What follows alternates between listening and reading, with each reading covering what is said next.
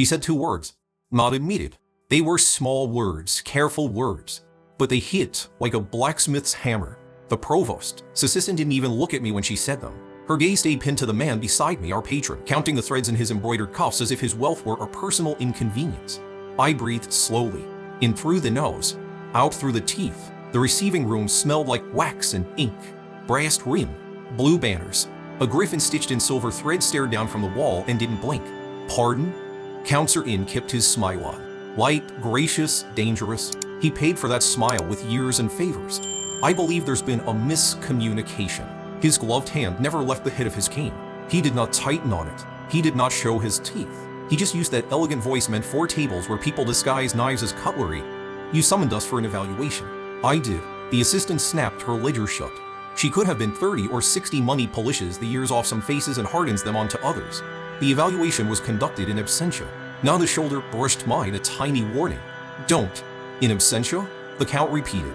The board reviewed the candidate's particulars. Verdict. Not admitted. She set the ledger down and squared it with the table edge. Perfect. Devout. We thank you for your interest in Silverwing Academy. Name the board, please, the count said softly. A majority of ranking faculty. The woman's lashes did not move. The provost, the high warden, the bursar, their signatures are in order. Then they can tell me to my face, he said. That would be irregular. Then let us be irregular. She actually smiled at that. A small, gloved, official smile. I'm afraid they're indisposed. By now my heartbeat had slowed enough to hear the muffled hammering in the corridor beyond the door. Someone somewhere was making this place bigger. That filtrate. Big places like to grow bigger. On what ground? Nana asked. Her voice carried a rasp life hadn't been able to sand away. She wore her gray braids wound like a crown, wrapped in the clean blue scarf she kept for funerals and trouble. On what ground is the boy refused? The assistant reached for a different stack of papers. She did not hand them to us. She read, discretionary concern for order, weighing potential risk against institutional well-being. The board regrets. However, potential risk, the count said, tasting the phrase. A useful shape, elastic. It stretches to whatever size you need. His gifts are unstabilized, the woman said. His record shows incidents. My mouth opened. Nana's fingers squeezed my sleeve above the wrist. Not much pressure. Enough. Don't help them, boy. Every gift is unstabilized before discipline, Counselor N replied. You accept children for the purpose of discipline if memory serves. Our mission, the assistant said, reciting, is to cultivate ability into service and wisdom. And what is wiser than developing a boy who already teaches himself? The count said, light again. You know his numbers. You know his control. I know what you've chosen to show me, she said. And I know what others have chosen to tell me. So this is politics, the count said. Everything that survives this long is politics, she replied. That landed. Even Nan, I gave a soft grunt, not approval exactly, but recognition. The assistant slid a single page across the table at last, careful as a crow laying a trinket at a shrine. I didn't reach for it. I let the count do it. A boy's hand on a paper here would only make it easier for them to decide what kind of boy I was. He read. The smile loosened, not gone. Loosened. Say, Nana said to the assistant. Use a full mouth of words. The woman folded her gloves with perfect attention. He is associated with an unaccredited practitioner. Her glance sticked, the faintest darting thing toward Nada's scarf. There are unresolved civic matters in his county of origin. There are open questions about the source of certain techniques. Until a full accounting, not admitted, the count finished for her. She inclined her head. Where regret the inconvenience, the worst part, she didn't enjoy it. It would have been easier if she'd enjoyed it. Easier to hate. But her face was the face of someone certain she was the hinge on a necessary door. Very well, the count said. He returned the page to the desk, so slowly the brass, but none his glove did not scrape the wood. We would like our application fee returned, non-refundable. Of course. He smiled one more time. We appreciate your candor. He turned. We turned with him.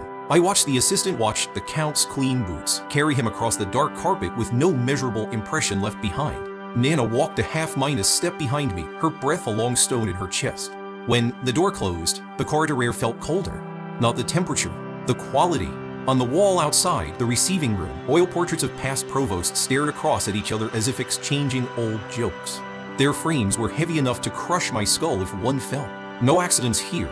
Accidents were poor people's furniture. You did well, Counselor N said as we started down the stairs.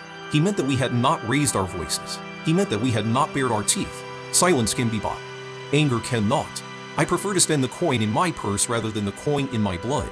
Should have asked for the names they hide behind, Nana muttered. I have them, the count said. but it is more useful to know the names of the people who hid them.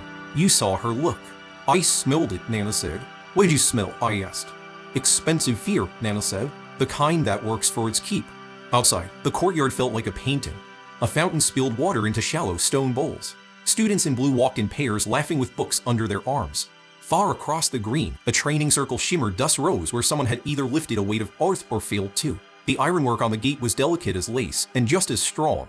Do we leave quietly? I asked. We leave visibly, the Count said. He didn't hurry. He let our pace be the pace of people who had the right to be here. People made space for that pace even when they didn't want to.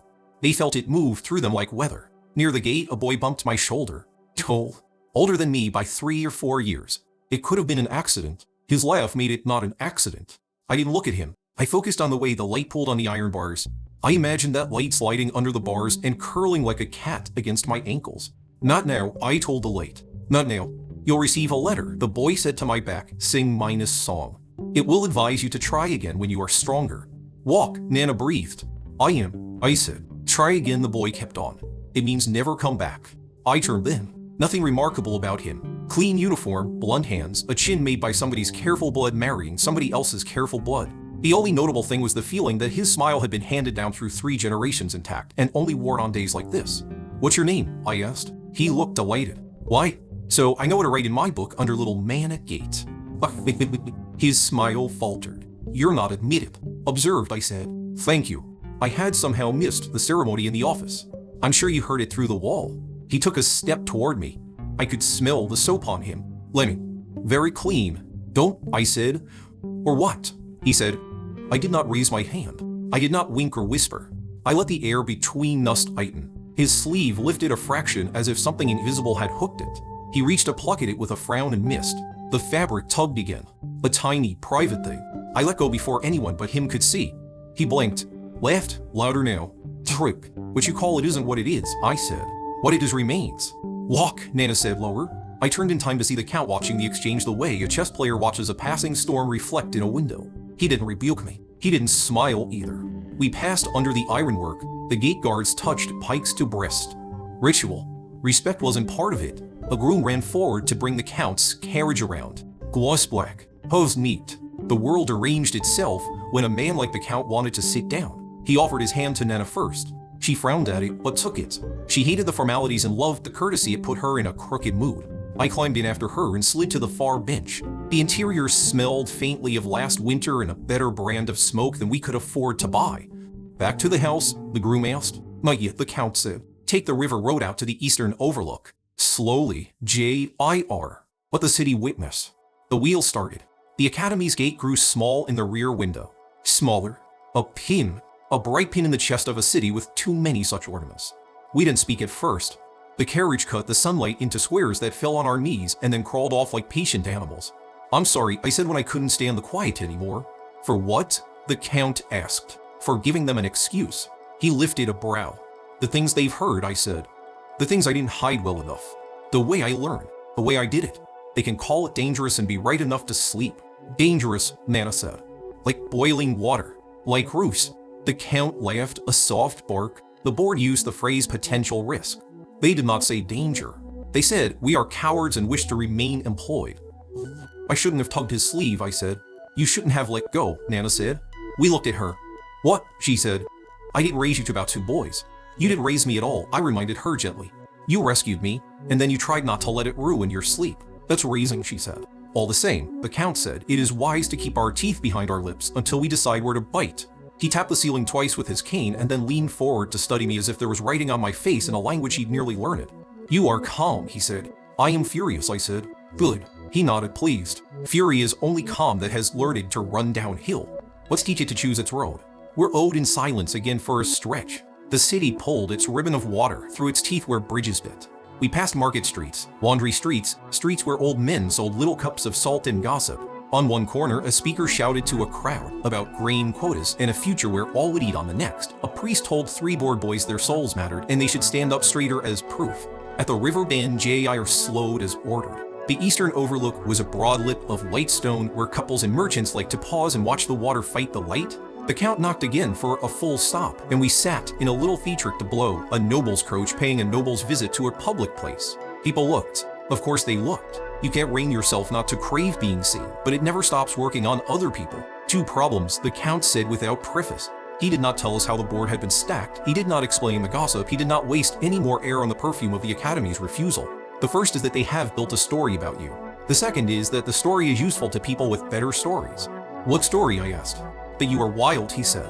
Or if not wild, then insufficiently domesticated. That you learn it outside the fence. That which you learned came to you at angles that do not respect the city's angles. I looked at my hands. They were clean. I put them together. They made a bowl a small bird could sit in and not fall out unless it wanted to. Is this story wrong? It is incomplete, he said, and completeness is not in fashion. Then we make a new story, Nana said. Yes, the Count said, but not by inventing, by staging. He glanced past my shoulder out the window at the river. The Academy pretends it values talent. It actually values what talent looks like when held by the right fingers. We will put your hands where they cannot be looked away from. We will choose a place with witnesses who do not care which family paid for the cups. Nana grunted approval. A public trial. He inclined his head. More or less. Duels are illegal, I said. Most of the people who say that know where the legal ones happen, he said. There are contests with rules older than the provost's chair. There are masters who enjoy breaking toys in front of each other. There are patrons who will sell a year of their life to own a new story. What if I lose? I said. Then we flee a different way, Nana said. We always have fled well. The Count rapped his cane lightly on the floorboards. Lose, win, do not eat the future before it is served. First we build the table. He reached beneath the seat and pulled out a leather folder. You will not love this, he said, and handed me a slim stack of hand-copied notes. Your performance today, your restraint, buys us the luxury of doing things almost properly. If we are to stage a contest where you cannot be ignored without the Academy bleeding face, you will have to present something that does not look like stolen rain. I lifted the first page. The script was tight and orderly, each letter a little soldier standing at attention. The title line read, on the stable generation of directed drafts without external anchors. Beneath it, a set of diagrams that looked like a choir of circles arguing with a column of arrows. You wrote this, I said. No, he said. A friend. He prefers to claim credit after the applause. It's not my method, I said. It is close enough to where you can stand before it without showing your bare feet, he said. You will learn it, then you will do what you do in the scene between theory and weather. You will not call the wind a friend. You will call it a colleague. Colleagues are more treacherous, Nana said. Which is why we credit them loudly, the Count said. The board cannot say you summon wild dare if we make the air respectable. I flipped to the second page. The notes used words I knew and also words I avoided because they were expensive and attracted a certain kind of fight. I heard my own breath thicken, the way it did when I tried to read a prayer written for somebody else's God. I can learn it, I said. You will learn it in a week, he said. A week, I repeated. Yes, he said. Because in 8 days, the circle on Fallow Lane opens for harvest games. They began as wagers between guilds about which grain load could be stacked, by which spell and which weather, and ended as a convenient ring where men of money can see which apprentices look like investments. I had heard of the circle. Everyone had. I had never seen it. Not a duel, I said. An exhibition, he said. With judges, with rules. You will demonstrate directed drafts on a stack of marked chaff. They will try to distract you. They will whisper. Some will attempt to unsettle your edge with petty theatrics. You will not answer. You will not smile. You will put the chaff where the diagram says to put the chaff, and then you will make a choice at the scene between chalk and breath that the diagram cannot make. You will leave them with a question they are ashamed to ask. What question is that? I asked. How? He said simply. Nana's fingers drummed on her knee.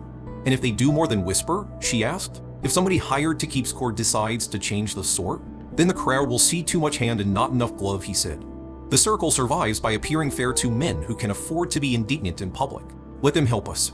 He tapped the folder I still held. We will also need witnesses, prepared to repeat inside nicer rooms what they saw outside.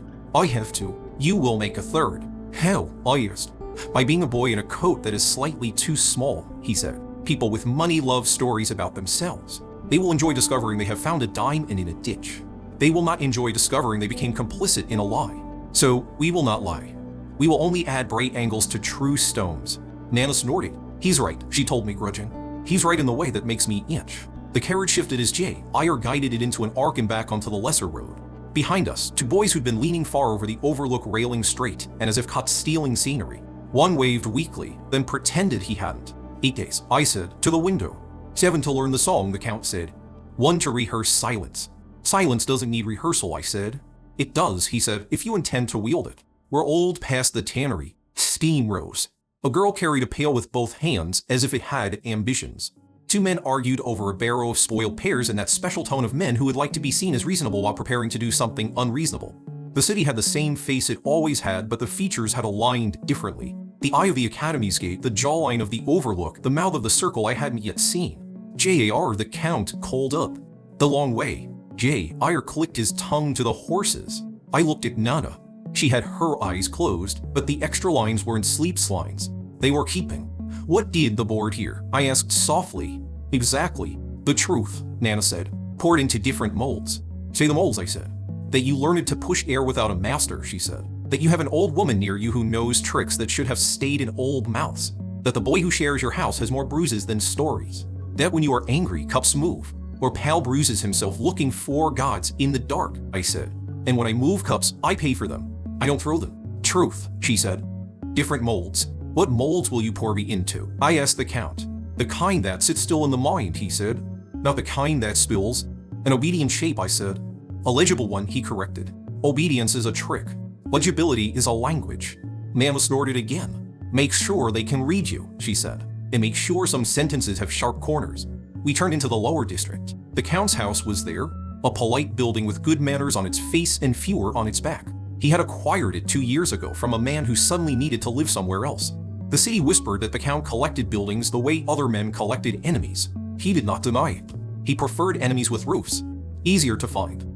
I pulled through the gate. The yard looked like a yard that wanted to be a garden when war was over and money was cheaper. The Count always said the same thing when he climbed down. Tomorrow.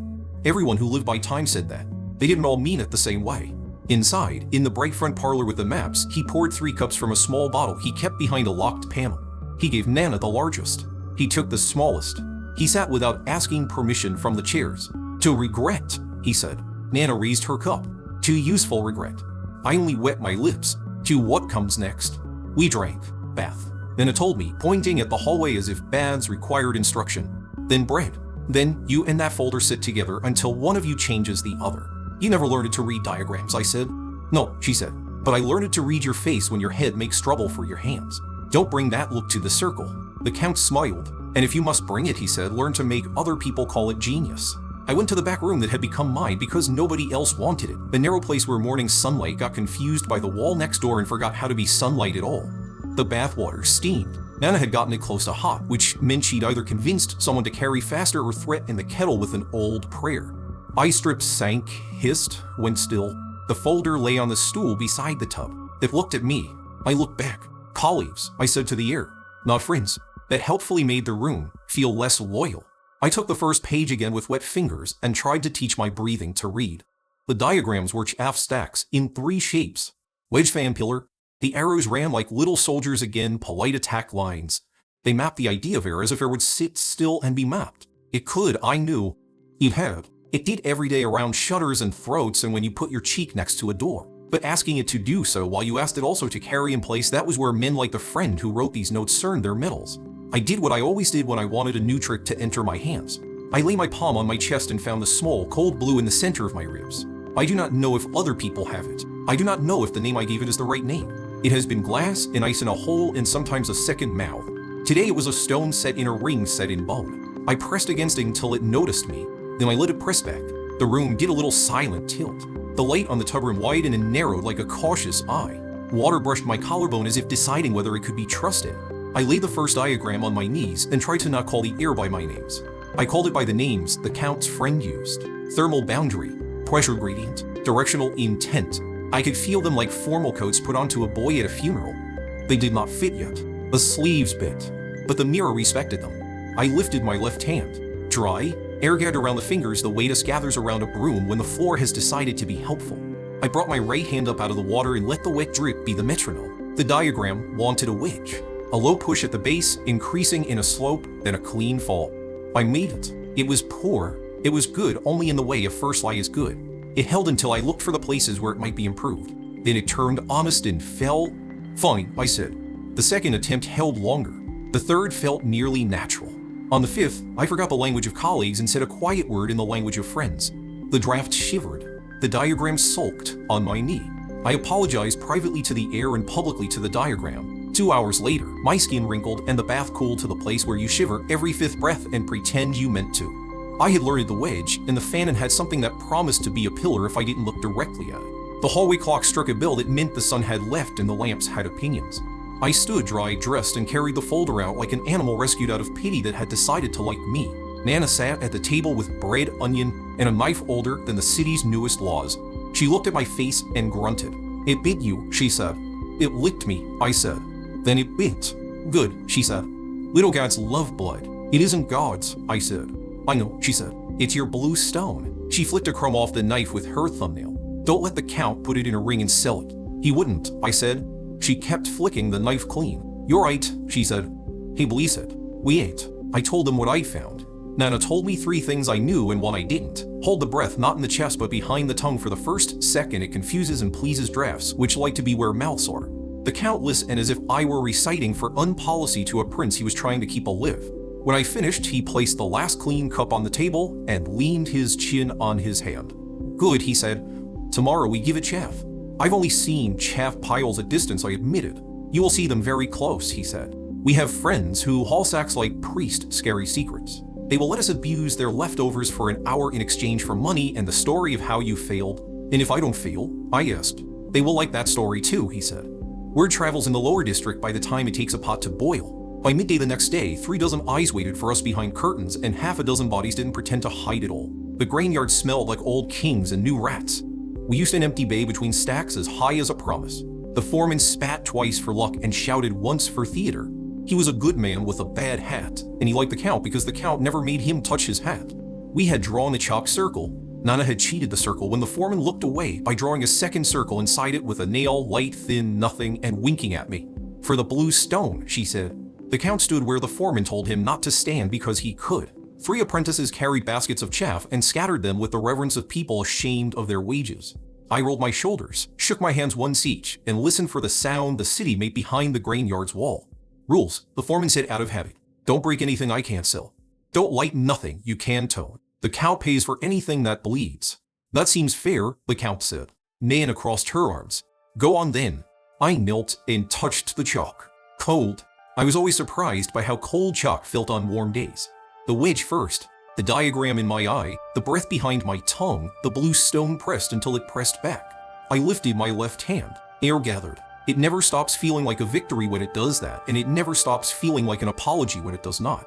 Today it gathered with an appetite. The wedge ran low, then rose, then fell exactly where the little soldier arrows we have clapped. The chaff pile in front of me lifted just enough to show me the floor beneath and then settled exactly to handspans to the right as the diagram asked.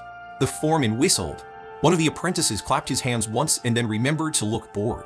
Naya did not move. Again, she said, "Fan." The fan was friendlier. It had more places where forgivable sins could hide. I laid it out at a diagonal and found the edge the Count's friend had named unnecessary but pleasing. I didn't use it. Not yet. I didn't need pleasing. We stacked the 3rd basket's worth and I carefully made the pillar. It never wanted to be the pillar. It wanted to be a spine and then a snake and then mist.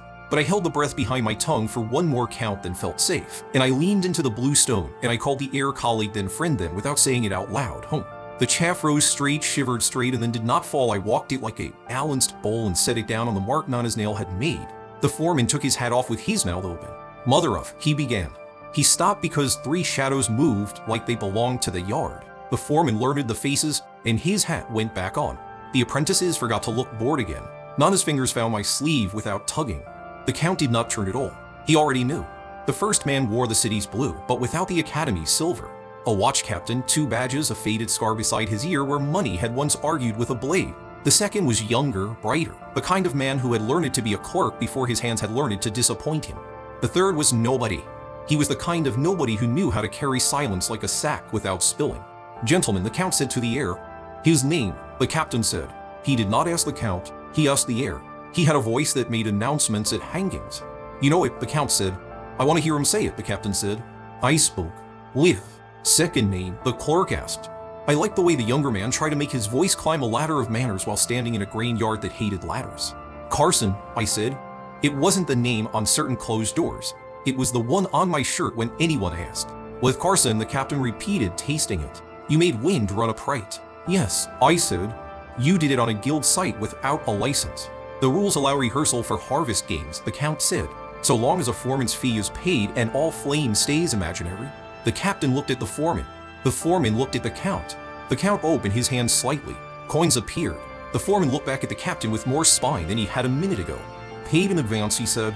The captain's eyes returned to me. Where did you learn that trick? He asked, nodding at the pillar of chaff I had just set down straight enough to make a clock jealous. Reading, I said. The clerk wrote that. I could see a little struggle happen in his mouth as the word tried to arrange itself with the others he had planned to write. He wanted mentor. He wanted guild. He wanted a parent whose name made other names sit up straight. He sat down reading anyway. The nobody took 2 steps around me with the focus of a man assessing rope. He stopped where my shadow fell and looked at the shadows head the way farmers look at cloud minus bellies. What do you want? The captain asked finally. Admittance, I said. To what? The better rooms, I said. The clerk almost smiled at that before remembering he had been told not to like me. Silverwing refused you, the captain said. Yes, I said. And you thought to show off in the yard? Yes, I said. Why here? Because the academy can pretend not to hear what is said inside their walls, I said. They will have to yield to not hear what is said outside them. Then nobody finally spoke. He's not wrong. The captain ignored him. He looked at the Count. The Count's expression was a prayer to whichever household god protects men who tell the truth beautifully enough that it passes for good manners. The circle on Fallow Lane opens in 8 days, he said.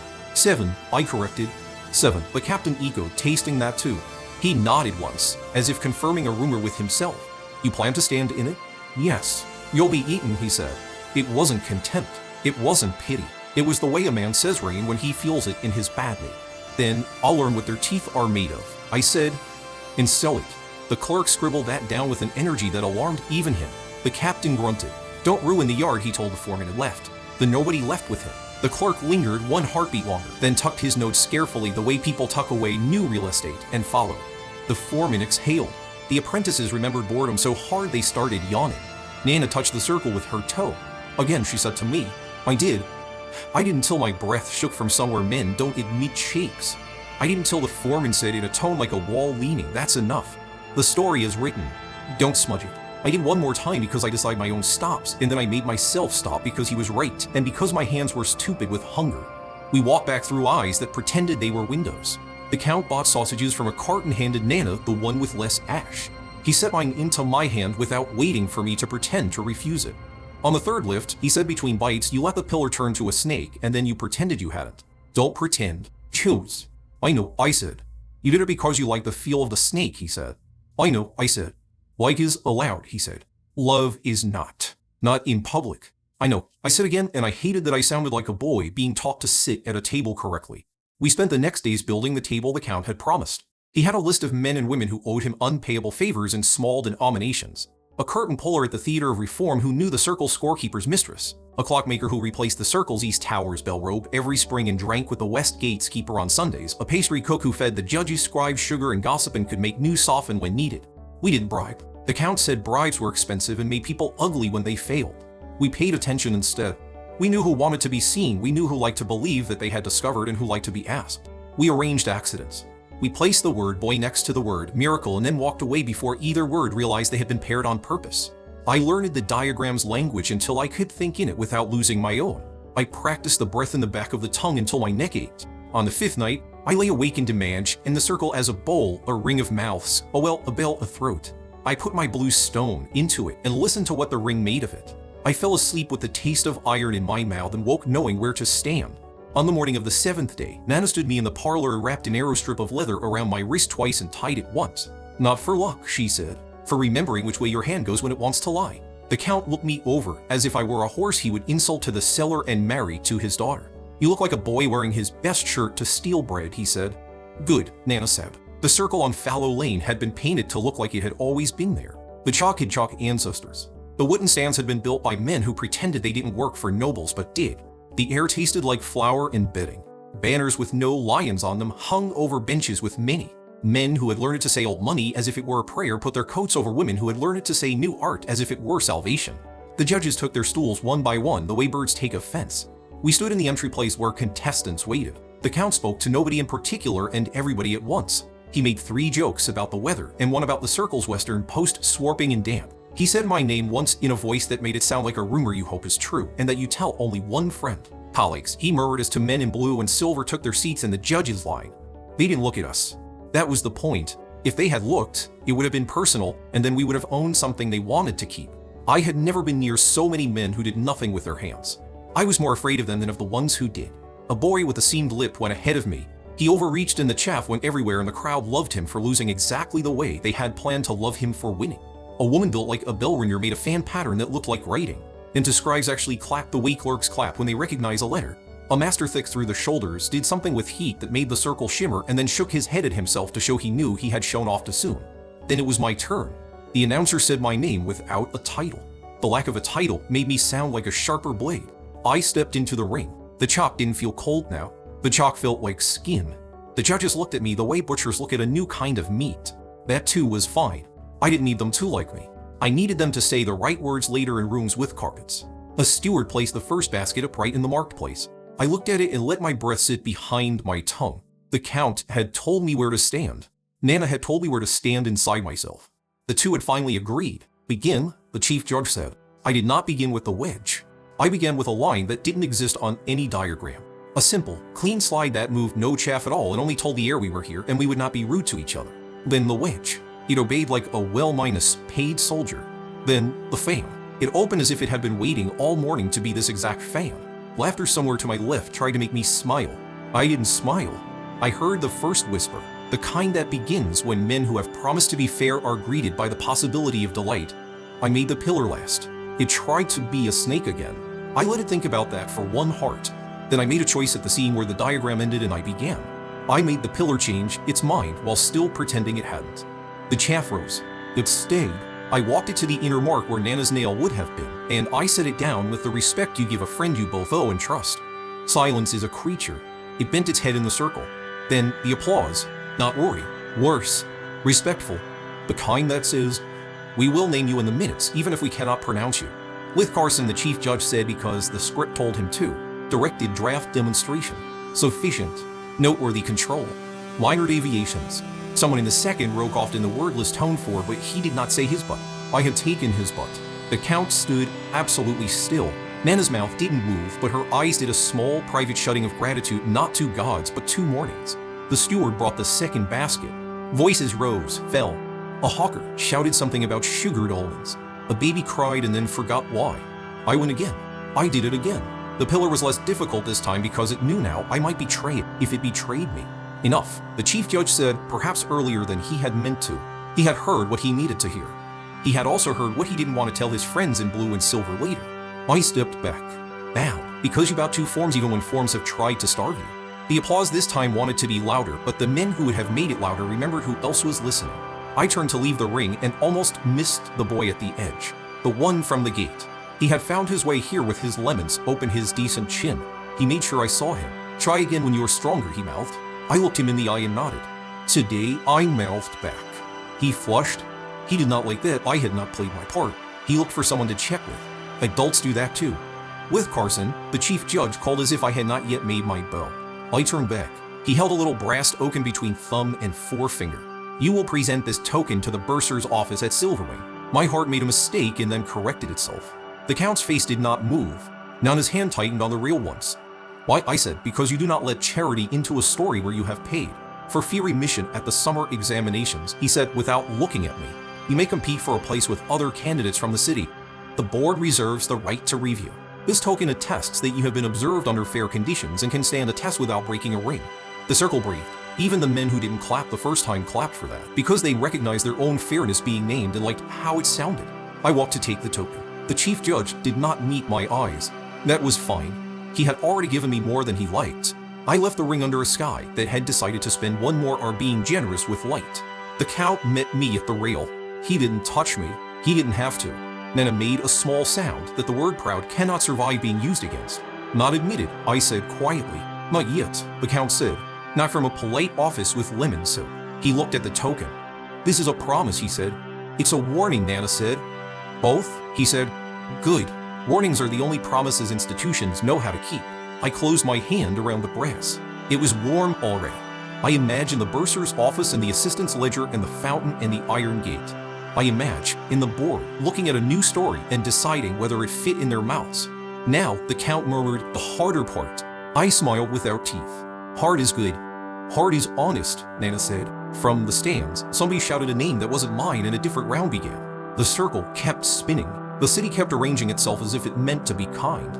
We let it. For an hour. For a day. For exactly as long as it took to turn a token into a knock on a door that would not open until the door realized how many eyes were watching its stay shut. I put the brass in my pocket and felt it take the shape of my thigh. I like that. I like the mark it would leave in the cloth. The memory of something that had pressed there. Now write letters. The Count said like a man told he must eat it all vegetable before the meat. Now we invite witnesses with titles to say the words they heard on Fallow Lane in rooms with softer chairs. And now we practice silence, I said. He nodded. Yes. Now we practice silence so hard it frightens them. Nana looked at me over the top of her scarf. You did not move a boy's sleeve this time, she said. No, I said. Good, she said. You moved the air on its wages instead of its feelings. Colleagues, I said. Until they deserve otherwise, she said. We stepped back into the river of the crowd and let it carry us toward the gate. Outside the circle, the day had already decided to be about something else for most people. That was all right. The best stories are the ones that hide in plain breath until somebody says them out loud on a day that thought it was busy. I had 7 days before the summer examinations. 7 days to turn a brass token into a hinge. 7 days to find out what potential risk wanted to be when it grew up and whether it would let me steer its career. Behind us, the announcer called another name like a prayer in reverse. In front of us, the city opened its jaw. We walked in. Were letters that didn't look like letters. The Count called them invitations, reports, confirmations, condolences. He made them all sound like favors people had already performed. He wrote on thick paper with a pen that clicked once like a small gun before it bled. I watched the nib and learned a different kind of directed draft. How to push a name where it would settle neatly into a man's future recounting of his own good taste. We began with witnesses. The pastry cook, the curtain puller, the clockmaker. The watch clerk with the careful handwriting had a name veil. The Count sent veil a page that said nothing except, your notes were tidy. Tidy things last. It arrived with a blank book bound in blue leather. Men who wish to be read someday like holding their future in their hands. We did not write the provost. Not yet. We wrote the bursar. To the Office of Accounts and Assessments, the Count said aloud as he drafted regarding one brass token awarded at the circle on Fallow Lane. He listed the judges. He listed the weather. He listed the position of the sun as if the sun held a chair. We will present the token on the third bell of morning, the day after this letter, so that the mind may be clear in the increasant. He sounded the page. He addressed the envelope. He did not seal it. He waited. What do we wait for? I asked. For them to read it before it arrives, he said. Everything worth hearing in the city is heard in a hallway first. Nana set bread on the table with the authority of ritual. Don't forget to eat the hour that matters, she said. Empty boys make brittle voices. I ate. The Count sent a runner who ran the long way so the letter would be seen passing through 3 different courtyards with 3 different watchers. We waited in stillness that worked like sharpening. The next morning smelled like old copper. I wore the same coat I had worn to the circle on purpose. It still held the shape of the token against my thigh. Nana wrapped her scarf tight enough to keep out insults. The Count wore gray. Gray is the color of regret, respect, and everything a man plans to change later. Silverwing's gate guards raised pikes to breast just as they had before. Ritual again. Respect optional. We did not go to the receiving room with the blue banners and the silver griff in and the assistant who thought the world owed her quiet. We turned left to a corridor lined with notices, fines, schedules, and the city's preferred forms of confusion. The bursar's office had 2 doors. One for accounts, one for complaints. They were the same width, the same paint, the same brass plate, and everything about them had been arranged to tell you that if you chose the complaint door, you would die very slowly while a polite man counted it. We went through accounts. The room was light and tall and built to make a boy feel smaller than the sum he represented. 3 long desks, like river barges, black and shining. 20 clerks. 9 clocks. I counted because the numbers calmed me. The nearest clock had a hairline crack from the 6 to the 4. Someone had tried to fix it with faith. A woman in gray stood behind a marble rail with a thin slit the width of a purse. She did not look up when we stepped forward. She finished one line, then placed her pen on a little rest shaped like a bird and looked at my face the way one checks a weight on a scale. Present, she said. The Count set the token on the marble as if laying down a coin on a coffin. Gently, with intent. Awarded by Chief Judge and Olin, witnessed by judges Peri, Y, and Salt, for fearing mission at summer examinations. Her eyes flicked. She did not touch the token. Me, Lith Carson. She wrote it without asking how to spell it. A good sign. A bad sign. It takes practice to make one sign be 2 things at once. Place of residence. I gave the Count's house and district and the number the city had hammered onto the gate by mistake 3 owners ago. Patron. None, I said. She looked up for the first time. The Count smiled at her the way men smile at dogs they would like to pet later. If needed, he said, my name will do. Needed, she said. He touched the token with one gloved finger. This remits fees. It does not require a leash. The woman's face did not change. We require a guarantor for damages. Damages? Nana said. The clerk's voice held centuries. If, while being examined, a candidate breaks academy property or causes distress to any accredited member beyond reasonable expectation, the guarantor accepts financial responsibility. Define reasonable, the Count said. The board reserves the right, she said. Of course, he murmured, as if someone had handed him old song with a new verse. Guarantor? She asked again. The Count named himself. She wrote it. She touched the token at last and slid it through the slit. It made the tiny kiss sound of brass on stone. The sound satisfied me in a place that had gone unsatisfied since the receiving room. Appointment, she said. Third bell, 3 days. Present yourself for registers and preliminaries. 3 days? The Count said mildly. Our letter named this morning. Our office is processed. She said, 3 days. Time is a way for institutions to teach you manners. I looked at the clocks. I could have tilted them with a thought. I did not. We'll be here, Mana said. The woman slipped a thin card back through the slit. Admit one. Candidate preliminary.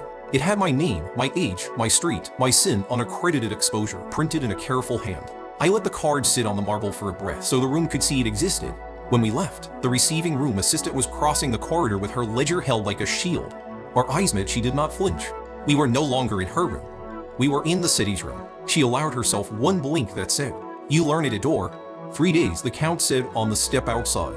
Good. It gives us time to polish. We polished. Not tricks. Presents. The Count made me sit in a chair and stand from a chair until I could do it without looking like I wanted to unhitch horses and flee.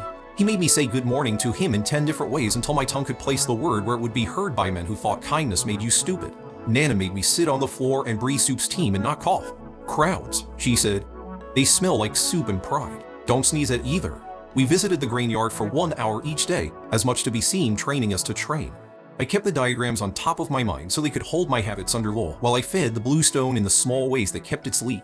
A gust to lift a curtain, a draft tilted down a side street to hear a voice whispering unkindly in a doorway. A breath slowed behind the tongue until the day's heat sat up and listened. On the second night, a stone came through the window wrapped in paper. It hit the table and rolled into the bread like a guest with bad manners. Nana picked up the note and read it without ceremony. Wild is wild, we sure know. Not for our houses, not for our gates. No signature. The writing smelt of nettles and clean boots. The Count read it. He did not burn it. He folded it small enough to go into a matchbox and slid it into his coat. Let them send more, he said. It means they are worried that the story has begun to write itself. 3 days passed with the speed of a pot refusing to boil while your mind boiled for it. On the morning we presented for preliminaries, the city wore an expression that led with its teeth. Sun, dust hanging like a hill breath, men arranging their anger into schedules. The prelim room was not grand. They preferred to exhaust you without impressive furniture first. 4 tables. A scale. To steady lamps that fed on salt to keep their light honest. A man with no hair on his head and too much in his eyebrows took my card and slid it into a slot.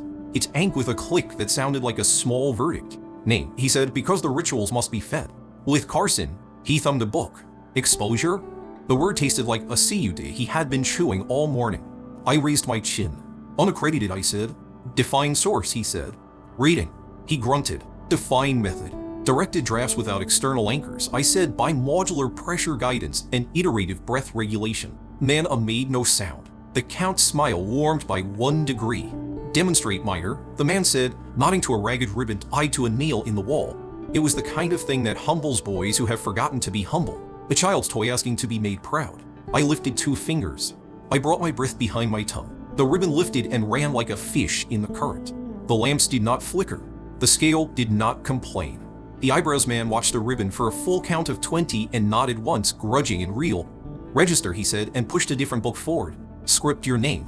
I took the pen. It weighed too much. I wrote in letters cleaner than I could afford. When I finished, he placed a brown seal against the page and pressed. It left the Academy's bird sitting on my name like a cold blessing. Proceed to bursary, he said. Next window. We moved along the rail. The bursar's assistant from the receiving room was there. Of course she was. She had the ledger open to a page that held columns of numbers and a column with 2 words at the top. Special conditions. Which conditions? The Count asked pleasantly before she could teach us. She adjusted a glove. Stability test, she said. Additional. In addition to what? He asked. The written, the oral, the practical, she said, and a stability test to assess the risk of unaccredited exposure. Board decree, none as breath grew rocks. They made a new door, she said softly. They painted an old one a new color, the count said. Very well. Define the test. She tapped the ledger. Candidate will be placed in a controlled room under varied environmental pressures and provoked by multiple external vectors. He will be asked to maintain a standard draft within 10% deviation for a count of 200. Failure constitutes a fail at the board's discretion. Provoked, the count repeated.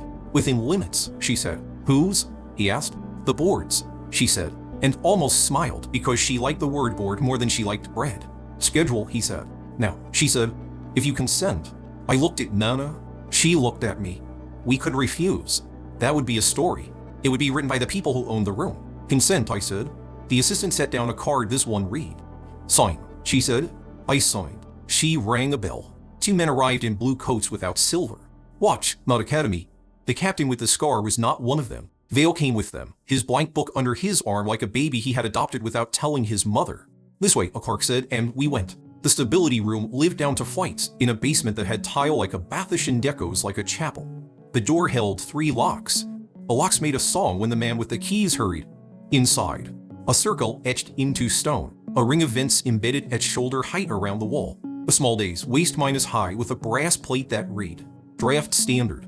Laminar. A woman in a smock stood by the plate with a rod in her hand. She looked like someone's aunt until she turned her head, then she looked like a younger sister who had waited too long to be chosen. I am Master Have-Or, she said. I will read the counts. You will maintain the standard draft in the circle. The lamps will change color to indicate variance. Green, acceptable. Amber, caution. Red, fail. Clear? Yes, I said. External vectors, she said without ceremony. She gestured with the rod. Minor, heat shift through vent 3. Minor cross minus draft from vent 6. Noise from vent 9. Nose irritant from vent 2. We will increase by increments. You will not posture. You will not smile. I really do, I said. She almost smiled for the first time. Don't start now. Nana squeezed my sleeve. The count placed 2 fingers against the brass plate as if warming it with coin might change its loyalties. Vale found a place by the door where his handwriting could see everything. The 2 watch in blue stationed themselves in the back with their faces set to we belong here. The first count felt like being asked to pour water from one glass to another without spilling while someone tapped your shoulder with a spoon. I found my breath. I found the blue stone. I found the line the plate wanted.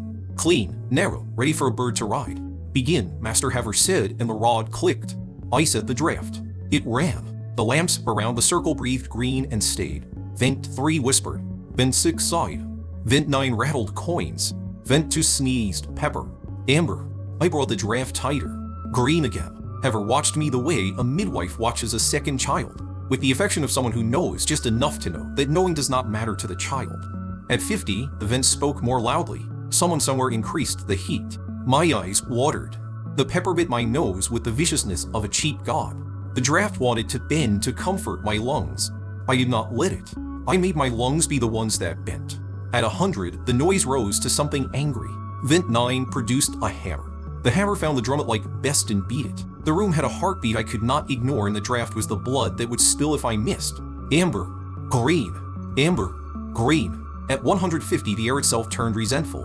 The laminar standard is the desire of a clean man for a clean world. The vents taught me otherwise. The draft wanted to pick a fight with a turbulence that pretended it hadn't started it.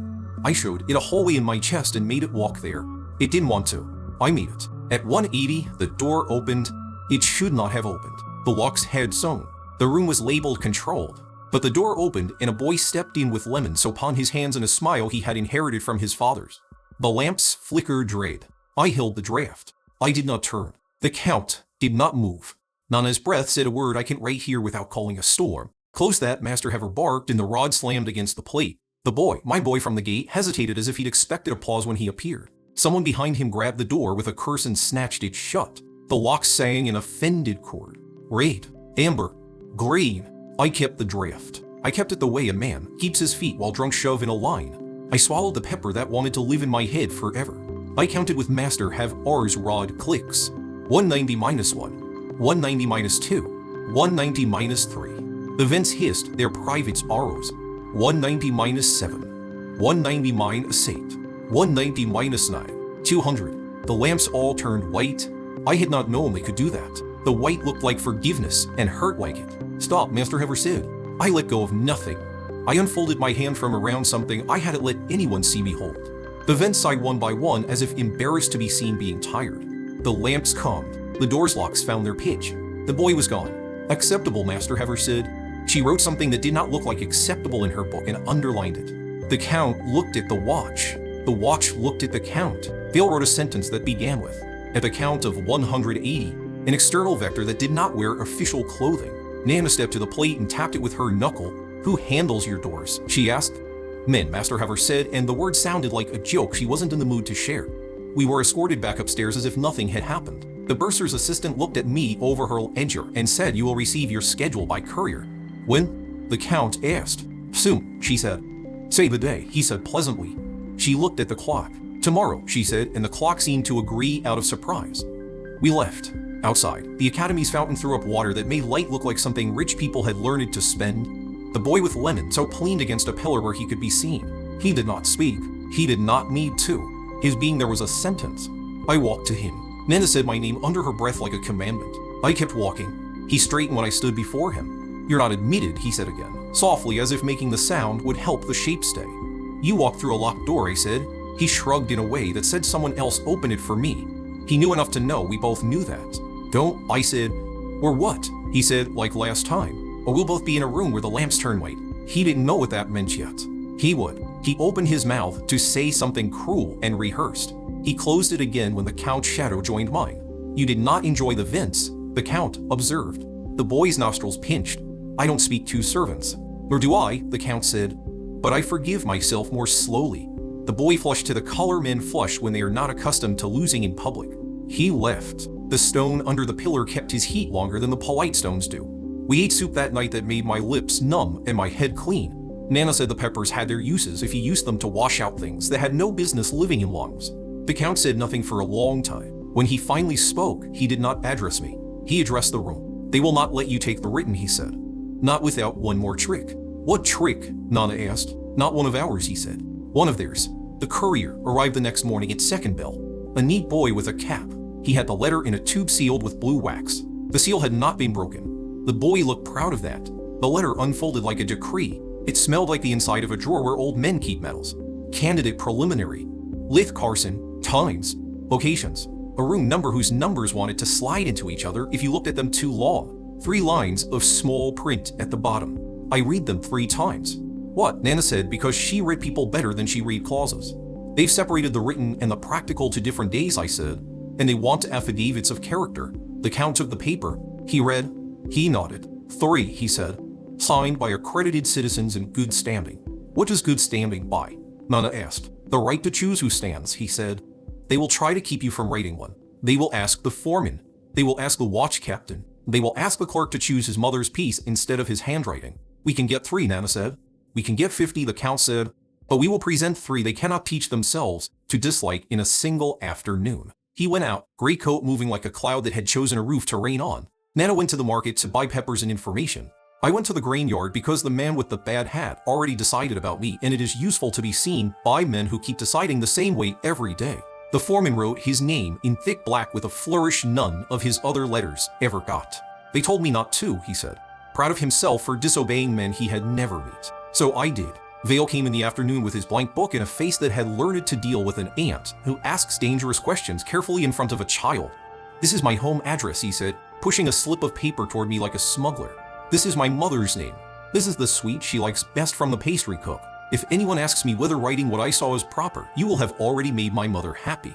"That's bribery," Nana said from the doorway, approving. "It is hospitality," Vale said, anxious. "And I tell my mother everything." "Good," the Count said. "Tell her we say good evening." The third affidavit came from a place neither of them would have thought to go. The Hall of Measures, where scales are weighed and rulers are measured once a year when their pride runs high. The master of that hall had no reason to love or hate the academy. He loved straightness. He loved counting without gossip. He loved the way a line can be true even when men are not. The Count brought him a broken clock face and asked him to say how it had broken. The master did. Then the Count asked him to say whether a boy had, in a public ring, kept a draft within 10% of laminar under adversarial vectors.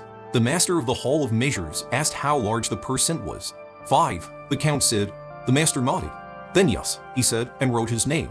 3 signatures. 3 people who did not belong to the Academy's parties. 3 doors built by hands that had washed with soap that did not smell like lemon. We arrived for the written exam as if we had purchased the hour along with the ink. The exam room was designed to make noise a sin. High windows. Desks sat. Exact distances. A proctor with a whistle she never had to blow. The paper contained questions that wanted to know if I could draw diagrams the way the Count's friend drew them. I could not. I drew them my way and then named theirs politely in the margin like a man inviting another man to sit and argue into the small hours. I wrote without looking up. I wrote until the white on the lamps touched my skin again. I wrote until the proctor said stop in a voice that wanted to surprise somebody. I set down my pen on the bird rest and looked at the margins of my pages and saw that I had taught my hand a new language without losing my own accent. Outside, the Count leaned against a pillar and pretended to be bored. Nana had bottled Imin. She handed it to me. Smell without flinching, she said, and I did. We did not see the provost. We did not see the high warden. We did not see any of the names that had been stamped on the page in the receiving room. We saw Vale, and he saw us, and his blank book saw my lemon, and that was enough. The practical was scheduled for the next day at dawn in a training yard with a chalk ring and 3 judges who spent more time talking to their own cuffs than to one another. The stability test had been their trick. The door had been somebody else's. The practical would be where they try to turn tricks into policy. And if they do, Nana said the night before, then we give them a policy of our own, the Count said. Public policy. The kind of policy that men write poems about by accident. Poems are expensive, Nana said. I've already paid, he said. We slept with our shoes near the door. The city sleeps like a cat with one eye open and its claws under the rug. I dreamt of vents that spoke in my mother's voice and lamps that did not change color. I dreamt of the circle turning and the river standing still. I woke before the bell and went to the yard behind the house. The air was cold. Cold air is honest, it does not pretend to hold your hand. I set a draft in the alley between the gate and the kitchen wall and watched us live or die in it depending on how well I held my tongue. Nana appeared with 2 cups, 1 tea and 1 a punishment. Take the punishment first, she said, or everything after will taste like a favor you haven't turned. I drank it, swore, and felt every clever thing I had ever thought lying up in salute inside my head. We walked to the academy because men who ride to battles they didn't buy are easy to dislike. The sun was low. The city was a bowl catching the first pour. The gate guards nodded because the habit had moved in and changed their furniture. The training yard smelled like chalk in yesterday's pride. A handful of students stood at the fence pretending to yawn. The boy with lemon soap was not there. Someone had told him to stay away until after. The judges named themselves without waiting to see if I had the right to hear their names. Master Havar once said my stability mistress without acknowledging yesterday. Master Drone, Master Puriwai. I noted Puriwai from the circle and filed the tick in my favor under men who enjoy seeing their names twice in 1 week. You will demonstrate directed drafts on 3 media, Havar said. Jeff, Thread, Smoke. You will not be assisted. You will be observed. We will speak only to each other unless you fail. I'll try to keep you bored, I said. Master Drew almost smiled. Puriwai did not. He had the look of a man who had already written his sentence and didn't enjoy revising. They began with chaff. I lifted it with neatness. I said it with quiet. I refused to enjoy it because enjoyment makes your hands loose. They moved to thread. 3 long strands laid across pegs like a harp waiting to be told its song. I let the draft be a finger that knew the tune because I had practiced it behind my tongue until my tongue wanted to be the one that did the plucking. I tied to knots without touching the thread. I tied the 3rd by accident and left it to teach me humility later. Smoke last. A brazier, salt minus lamps, braced in a triangle, a bowl of burned herbs that smelled like expensive regret. I lifted the smoke. It wanted to be a ribbon. I made it a rope. I coiled it and made it hold for a count of 30 while the judges pretended not to be happy. When they stopped pretending, the smoke collapsed as if embarrassed by its obedience. Enough, Master Havar said, because she was the one who knew how to stop before a boy's luck started climbing the walls. The 3 of them whispered into their cuffs.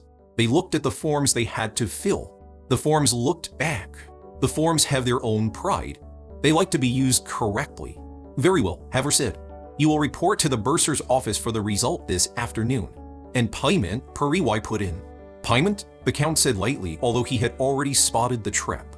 The remission covers the examination fee, Puriwai said, enjoying a small cruelty that had been denied him in the stability room. It does not cover the registration bond. This year, for candidates with unaccredited exposure, the bond has been adjusted. Adjusted, the Count echoed. Puriwai said. How far? Nana asked. To where you can't reach, Puriwai did not say aloud, but the air did. We'll see the number, the Count said, and his mouth made a line that a clever man could cut his finger on. They dismissed us with the kind of politeness that feels like being guided out of a story someone else wants to keep for themselves. We left. The students at the fence breathed with the relief of people who had not been asked to be brave today. The sun lifted itself an inch. The city tried to wring it for money. At home, the Count took his small locked panel bottle out again and did not pour. He stared at the liquid as if asking whether regret can be made to flow backwards. If you hold a glass at the right angle, they will make the bond impossible, he said. Then we make impossible a definition, Nana said. We went back at third bell. The bursar's assistant had the ledger open to a page that glittered with new ink. She did not look triumphant. She looked relieved. Someone had told her the number they wanted and she had written it, and the world had not ended. That kind of relief makes people generous with other people's pain. She slid the paper through the slit without commentary. The number sat there like a cow in a parlor. It was not a number that the Count could not pay. It was a number that said, "You may pay today and then be hungry in winter." The Count looked at me. I looked at him. He could pay. He would. A leash is easiest to wear the day you put it on. Define bond, he said softly. Returned at completion, she said. Completion of term 1. Upon admission, he said, as if making sure. Upon admission, she agreed. He nodded. He turned to me, not to ask but to say, "This is where we choose what the story costs." "We'll pay," he said, and reached into a pocket where nothing so large could fit and produced it anyway, because some men keep whole winters in silk. Nana's hand stopped his wrist. "No," she said. The room heard her because the ward was good at being heard. The clerks looked up with the faces of men who had been woken politely. The assistant's pen hovered. "No," Nana said again softer. "We will not feed their winter with our summer. We have to pay," the Count said. "This is the door. I can afford doors." Nana shook her head. "You can afford to look like you afford them. There is a difference." The assistant regained her training. If the bond is not paid by end of day, the candidate's place will be forfeit. "Then it will not be forfeit," the Count said, moving to lift his wrist past Nana's hand. "Wait," I said. They both looked at me. The room looked at me. The lamps looked at me because lamps love a boy making a choice. I reached into my pocket and put the brass token on the marble beside the paper with the number. "This paid our respect," I said. "This pays yours." The assistant's mouth twitched as if she wanted to say brass is brass like a certain kind of priest says sin is sin. She didn't. Something else moved in her face. Maybe it was from a year when she had been poorer and had not been the hinge of a door. "You cannot pay the bond with a token," she said. "I'm not paying," I said. "I'm placing a thing you gave me beside the price you decided. I'd like to see them together for a breath. That is all." We breathed. The Count's wrist sagged none at all. Nana's hand held him as if wanting to say, "You owe me this holding." The assistant did not remove either paper or brass. She let the room look. The other clerks let the room look. Vale, who had found the wall again on some errand, saw the number, saw the token, and wrote a sentence that began. When the bond met the token, the air stiff and as if to weather fronts. End of day, the assistant repeated, retreating into the protections of small words. "If unpaid, forfeit." "Understood," the Count said. We left without a bond and with the number in our heads like a song we had not intended to learn. On the stairs, the watch captain waited. He favored the side with the scar as if he owed it coin. He looked at me. "You did not fall in the vents," he said. "No," I said. "Good," he said. "It saves me a paragraph." "What paragraph?" the Count asked. "The one pinned to your door," he said. He handed the Count a folded notice. The seal was not blue.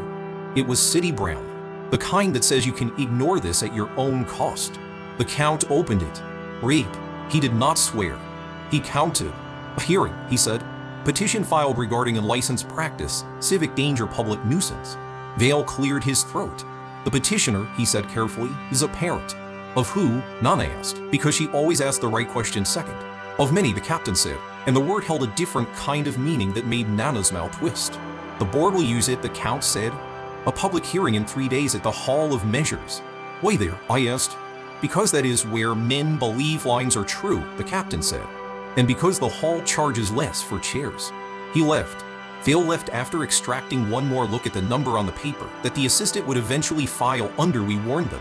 We left with the notice and the number and a new story being built around us by hands we could not see. At home, we put the papers on the table and looked at them the way a family looks at an illness. Nana brewed tea as if medicine could be made to behave by smell. The Count took out his little bottle and did not pour again. "They've tangled it," he said. "Bond, hearing, schedule. If we pay, we look bought. If we don't, we look poor. If we attend the hearing, we look guilty. If we skip it, we look guilty. We look," Nana said, "like people who can be made to look." Silence sat down with us. It was one of ours. It helped. What do we do, I asked. Stand, the count said, but in a different room than they think. He rolled the hearing notice up into a tight tube and tapped it against his wrist. We won't fight the bond in this house.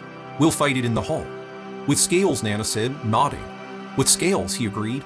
We did not sleep as much as men who trust the morning. We walked to the hall early, before the city had remembered its own lies. The master of measures already had his lamps awake and his rulers out like soldiers on review. He listened as the count told him about the bond, the number, the token, the vents, the boy with lemon soap, the hearing pin to our door. Too many nouns, he said, but the lines are straight. He agreed to chair the hearing. The city would send a recorder. The board would send a man with a cuff that flashed when he said discretion. The petitioner would bring a crowd that smelled like anxious bread. When the day came, the hall filled with people who already knew who was right and were eager to discover they had been correct all along. The master called the hour. The recorder clicked his machine a lathe. The count spoke first because men with gray coats are expected to make opening noises. He didn't argue. He told a story about a boy who had learned to do an eat thing in a world that prefers messy power. He did not mention Nana by name. He did not say unaccredited. He said taught by mornings in walls.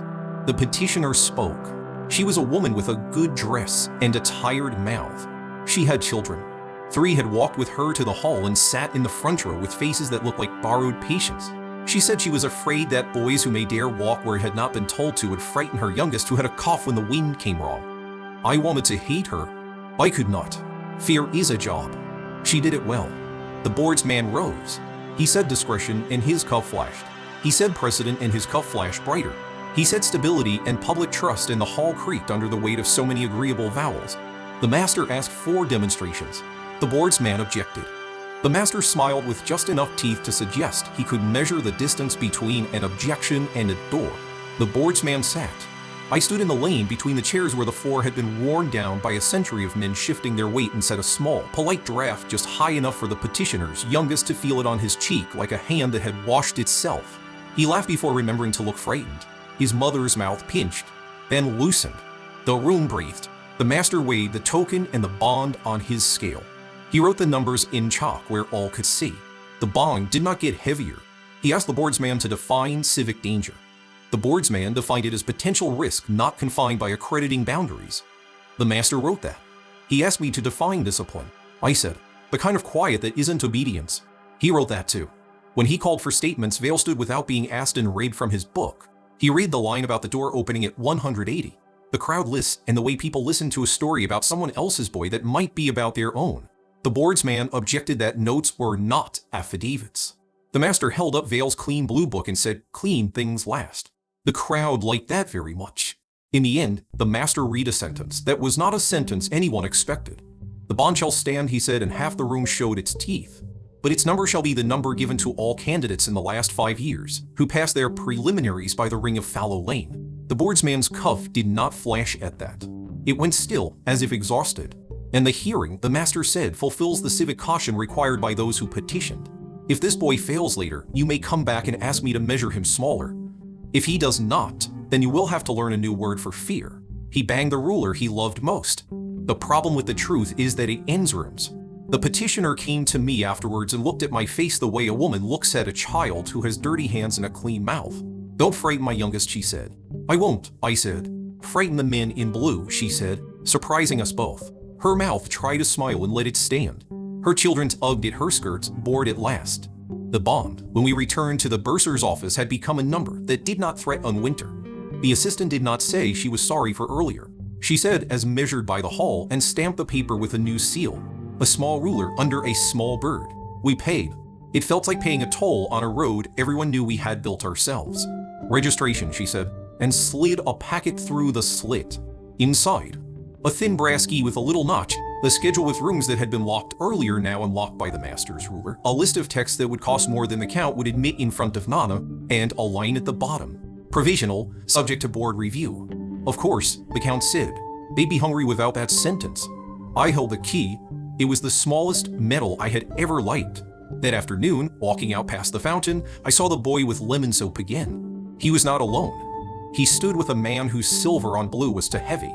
The man's hair had been taught manners by people with gloves. The boy looked proud. The man looked as if pride were a dish someone else had cooked for him. With Carson, the man said, and I did not ask how he knew my name. Yes, I said. Provost in Dolan, he said pleasantly. I had not expected him to be the one from the circle.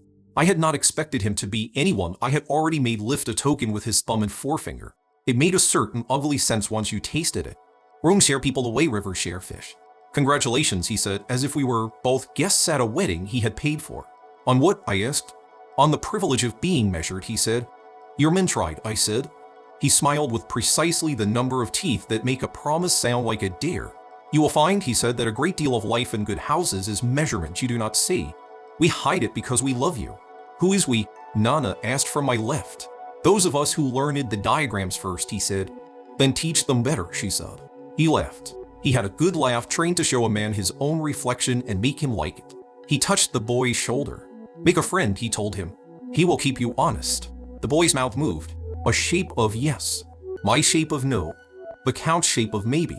And tell the board, the provost added to nobody in particular, that the vents worked perfectly. He left. The boy left. The fountain made the same water, do the same trick again, and found it good. At home, we put the key on the table. Nana poured something warm over it because metals like attention. The Count finally poured from his small locked panel bottle and did not measure. We begin, he said, as if we hadn't already started 3 rooms ago. What's first? I asked. The first test that isn't a test, he said. A class. Of what? Nana asked. Of men who believe they are teaching the wind to sit, he said, and who will notice the day it decides to stand. We ate. We slept under a ceiling that had learned our names.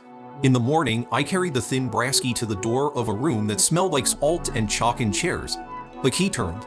The door opened without singing its locks because some doors like to be told yes. Inside, 20 boys and 3 girls looked up the way people look up when they suspect this is the hour they will remember when they tell their future. A master at the front drew a circle and labeled it boundary. He drew another and labeled it obedience. He drew a line between them and labeled it wisdom. I said. The key in my pocket was warm as if it were alive. The master cleared his throat. Gentlemen, he said, and misses, today we begin by asking her to behave. I smiled. I did not show teeth. I learned the names of the boys around me. I learned the grain of the chalk. I learned how to let the diagram's coat sit on my shoulders without itching my hands. At the end of the hour, the master asked a question that had no right answer. What is the difference between stillness and control? The room tried to answer well. The room failed well. He nodded as if the failure were part of his plan and dismissed us to the corridor where the notices and fines and schedules live. The Count stood there with a face that said he had heard something he liked and 7 things he planned to break later.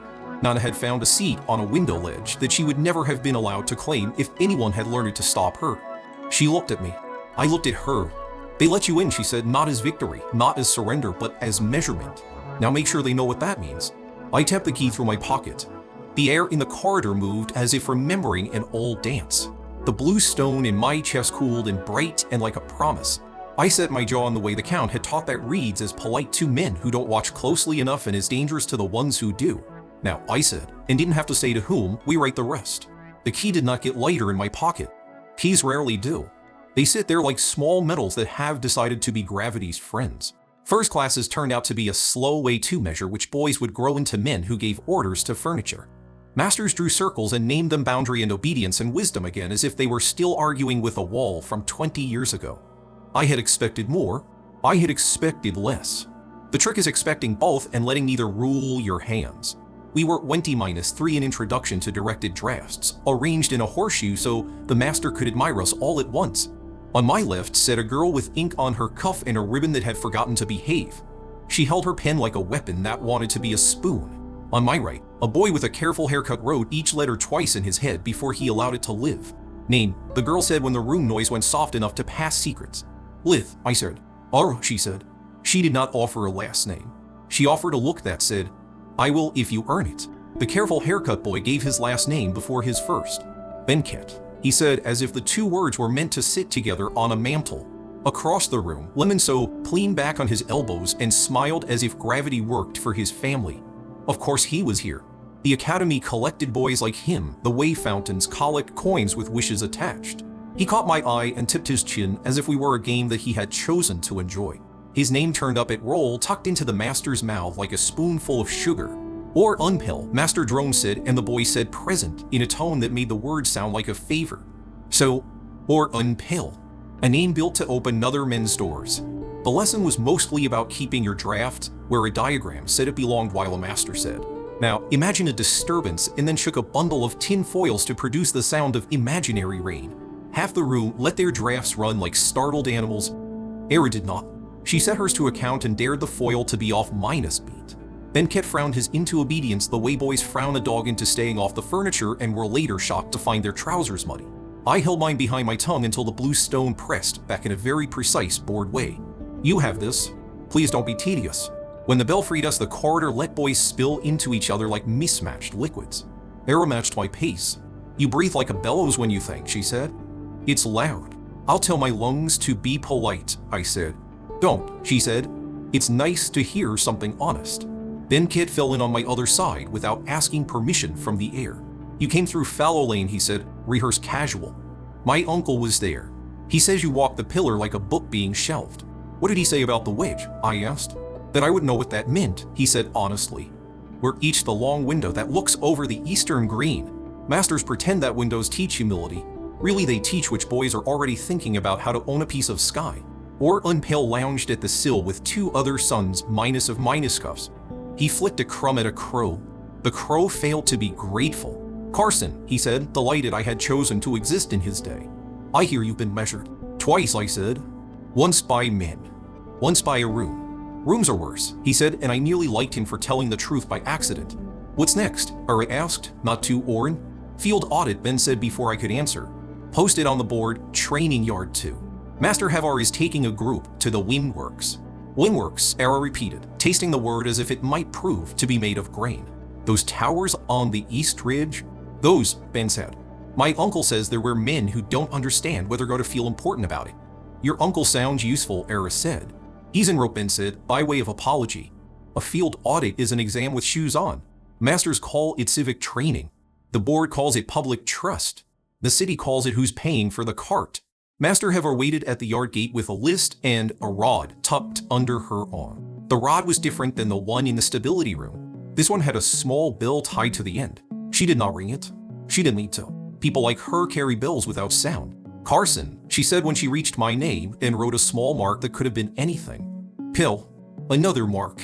Araruis, a littler mark. Ket, no mark at all. I filed that. We went out by the river road. Ir waved from the Count's carriage like a man enjoying a morning on someone else's coin. Nana stood in a market doorway pretending to choose peppers. She didn't look at me. The scarf not said on the left today. Stay. The Count had not come. Of course he hadn't. He had learned which rooms he must occupy and which he could afford to cede to me. The Windworks were 5 thin towers and 1 fat one, all lashed together with ropes, catwalks, and 200 years of arguing about what the city's breath ought to be used for. They took air from where it was rude and taught it to be polite over the districts that had friends on committees. Officially, they prevented bad weather from falling in love with lamp oil and slums at the same time. Unofficially, they taught men who owned windows that they could own breeze. The fat tower was taller. It wore a crown of lattice that hummed like a throat singing to itself. 2 engineers with clipboards greeted Master Havar with relief disguised as arrogance. She took the relief and ignored the arrogance. Cheryl, the fault, she said. The elder engineer, his beard had taken vows years ago, pointed at a dial to bright to be honest. Pressure variance in the east vein, he said. Laminar control won't hold its standard when crossflow arrives from the old kilns. We've anchored 3 times. She still wants to dance. Anchor again, the younger engineer suggested, eager to be useful to a master who might someday remember his name. We will not anchor again, Havar said without raising her voice. We will ask the ear to understand itself. It was almost funny how the ministerial boys straightened at that. Men who love tools resent the hour when a woman speaks to the wind like an equal. We climbed. The catwalk hated that we were poor. It creaked under certain boots louder than others. Or it climbed like a person who had learned stairs when they were a luxury. Ben counted steps in his head and got lost at 16 and began again. And did not sweat. Havar placed us in a wide ring under the crown. The fat tower's throat opened in the middle. You could hear Rare deciding whether it liked the taste of the city today. Below, the eastern district spread its roofs like a chessboard. Nobody would admit they were playing. Farther out, the old kiln stacks lay on their sides like dead giants. They still breathe sometimes, very slowly, because ash remembers heat the way good men remember better days. We will hold a laminar standard through a controlled crossflow and a nuisance thermal, Havar said. No anchoring, no tools, no theatrics. If you cannot obey a diagram without dancing on a table, go back to your mother's. She did not look at me when she said Beatrix. It still found me. It always did. The engineers opened vents with small levers that had been polished by the desperation of generations. Heat licked up from a grate. Air moved from the kiln's direction, lazy and offended. We set the standard. Heather took the bell off her rod and held it still. Green, she said when the tower's lamps complied. Begin crossflow. The east vein complained. The crossflow came in sideways like a neighbor intent on telling you how to run your house. Our ring draft wanted to beg. We did not let it. I brought mine behind my tongue and made my lungs the place where other people's gossip died. Someone coughed. Then, he studied. I recounted under her breath in a rhythm I recognized from the yard. Oren watched me with the joy of a boy who thinks he has discovered a new place to put a knife. He chose. The nuisance thermal lived up to its name. The standard went amber, then green. Hold, Heather said, and the fat tower's throat hummed approval. A man shouted from a lower platform. We've got backwash on the south valves. Pressure swing on 3. Hold, Heather repeated, not louder, but heavier. We held. The tower did not. The hum climbed a note that meant an engineer is about to lie. The elder beard peered into a dial and pretended to understand what it shouted. The younger engineer pulled a lever that had already been pulled 3 times by men who didn't want to be blamed for not pulling levers. On the horizon, a smear of dust rose around a long, low building shaped like a promise a city makes to people it doesn't plan to feed. The orphan hospice. Of course it was south. Heather saw it when I saw it. She didn't look at me. She looked at the vein and the vent and the men who loved their levers, and she made a smaller ring inside our ring with her voice. We hold, she said again, and the bell in her hand did not ring because the air rang for it. The first real trick of a field audit is not failing where people can see you. The second is not letting the wrong failure happen where you can see it and be blamed for not stopping it. The south valves sang a little song in a key nobody had asked for. You could smell ilm ghosts in it. If the swing hit the wrong pocket over the hospice, it would push the day's heat into a corner and sit on it. Lamp oil would forget it was polite. Curtains would learn to run. The city would say unfortunate, and men with silver would say discretion, and a boy named Lith would be named again with a new adjective. Master, I said. Hold, she said without looking. Warren smiled and wide in his draft to test my edge. He was good. He would be very good. Boys with lemons, so always had tutors with clean hands and dirty souls. Master, I said again because I am polite until I am not. The south swing. Hold, she said, and the bell barely moved. She was right. If we lost the standard here, the tower would hiccup and the city would burp and we would be worse than boys. I held. I pressed the blue stone until it pressed back the way it used to when I was hungry enough to hurt. I kept the colleagues in line. The laminar flowed like a long word you don't want to mispronounce at a funeral. The south swing hit the hospice. I felt it because it rarely does anything important without telling your eardrums first. The hum jumped. The second hum answered tighter, higher. Someone below swore the way men swear when they found the line between anger and prayer. From this height, you could see the roof change its mind. The duster round, the hospice thickened, a gray ribbon found a window and toyed with it. Master, I said for the third time and let go of the ring. Orrin laughed. He thought he had won something. He whined and to trip me. I dropped out of the standard entirely and felt hands on my shoulders that weren't there. Have ours bell rang once in shock. Carson, she snapped. I did not answer.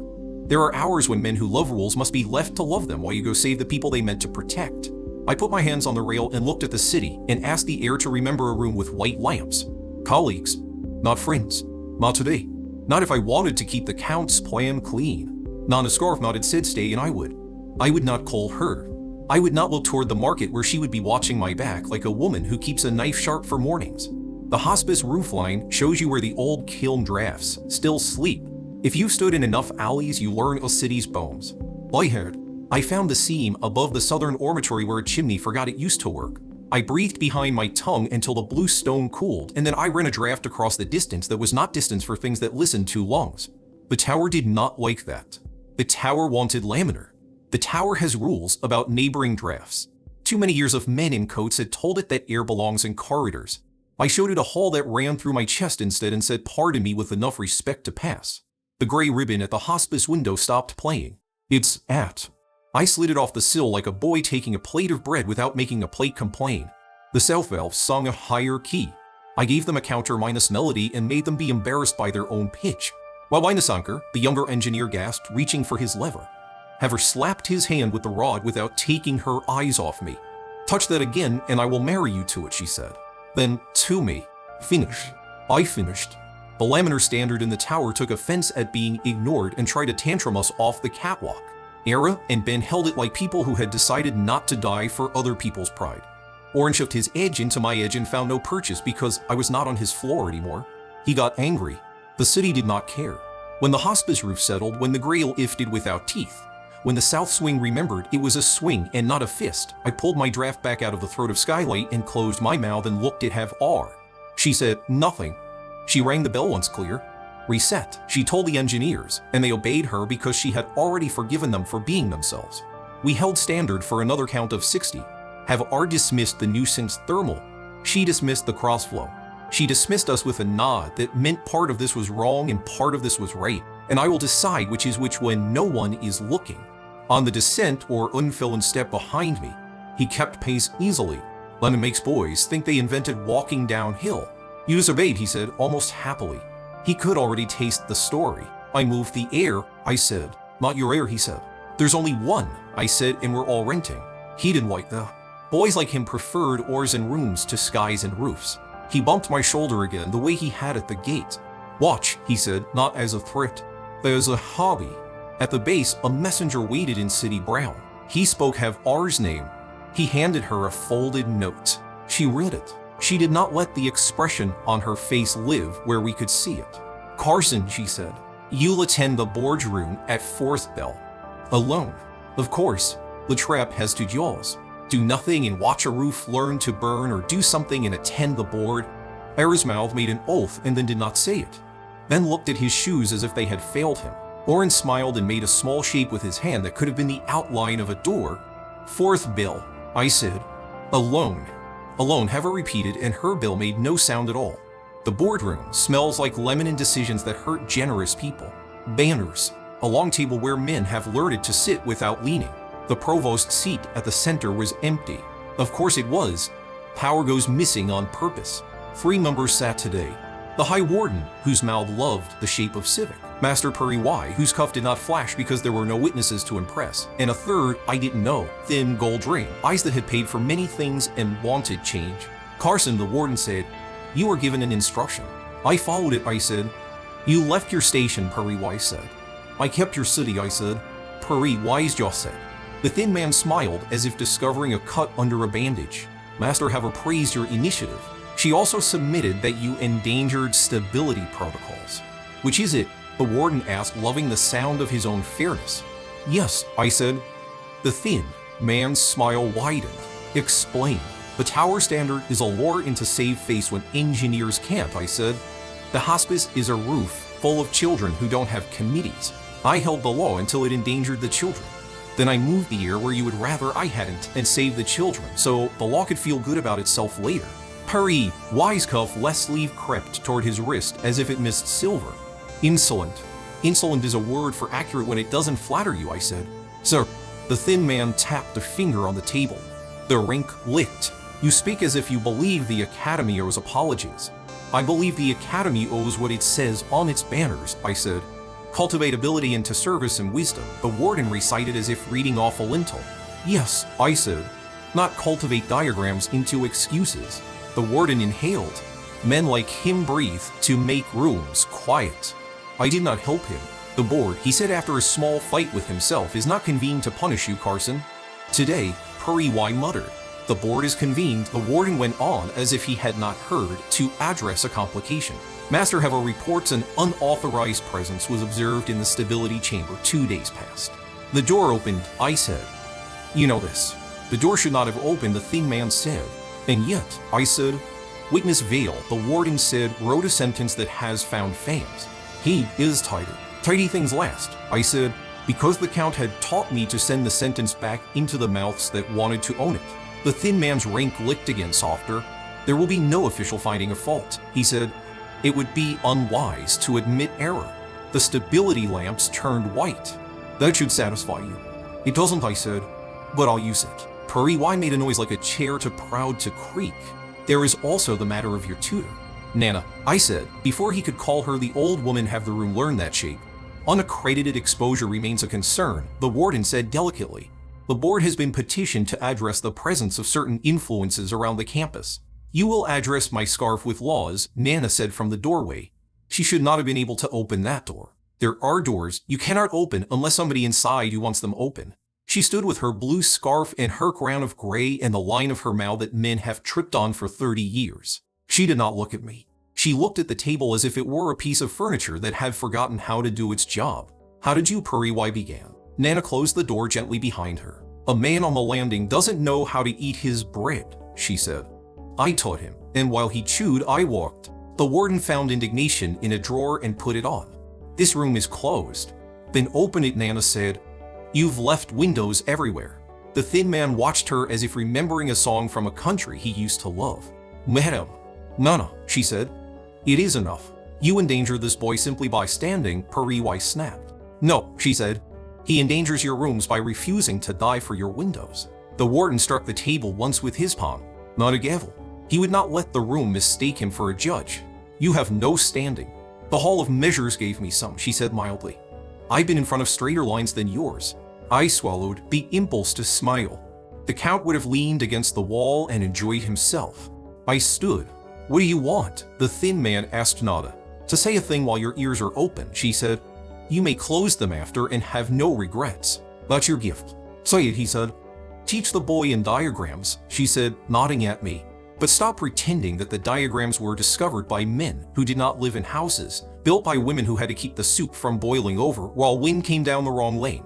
Stop pretending that locks open themselves. Stop pretending that doors behave just because the handle is silver. You accuse us, the warden said, tone cooling. I remind you, she said. You began as a room with windows. You are not a window anymore. You are wall. Walls forget. Pariwai rose half out of his chair. This is an insult. No, she said. If I wanted to insult you, I'd use shorter words. The thin man's ring ceased clicking. He looked at me. Carson, he said. Can you keep your air where diagrams ask while old ghosts breathe near you? Yes, I said. And can you keep your old ghosts out of our rooms when we are asking the air to sit? Yes, I said. And can you make sure the roof of a South hospice keeps its bargain with mothers while we argue? Yes, I said. He nodded. Then the board will pretend to have not seen this woman, he said. If he lifted a finger, she pretends to have never taught you a thing.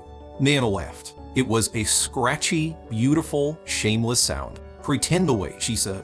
You've been practicing. Terry Wisemouth made the shape of a wound. The warden shut his drawer again. The thin man stood. Dismissed, he said. Before I decide, I prefer honesty to prudence. We left. The corridor tasted like dust whose ancestors had told it to be careful around women with blue scarves. Nana walked without speaking. Her hands did the little dance she does when she is measuring the size of a man's future apology. At the bottom of the stairs, Vale leaned like a street post that had learned to write. He tilted his book. Clean things last, he said. Write this dirty, Nana told him, and he did. Outside, the fountain threw up money minus light. The Count waited in the shade where men who don't want to look as if they're waiting choose to stand.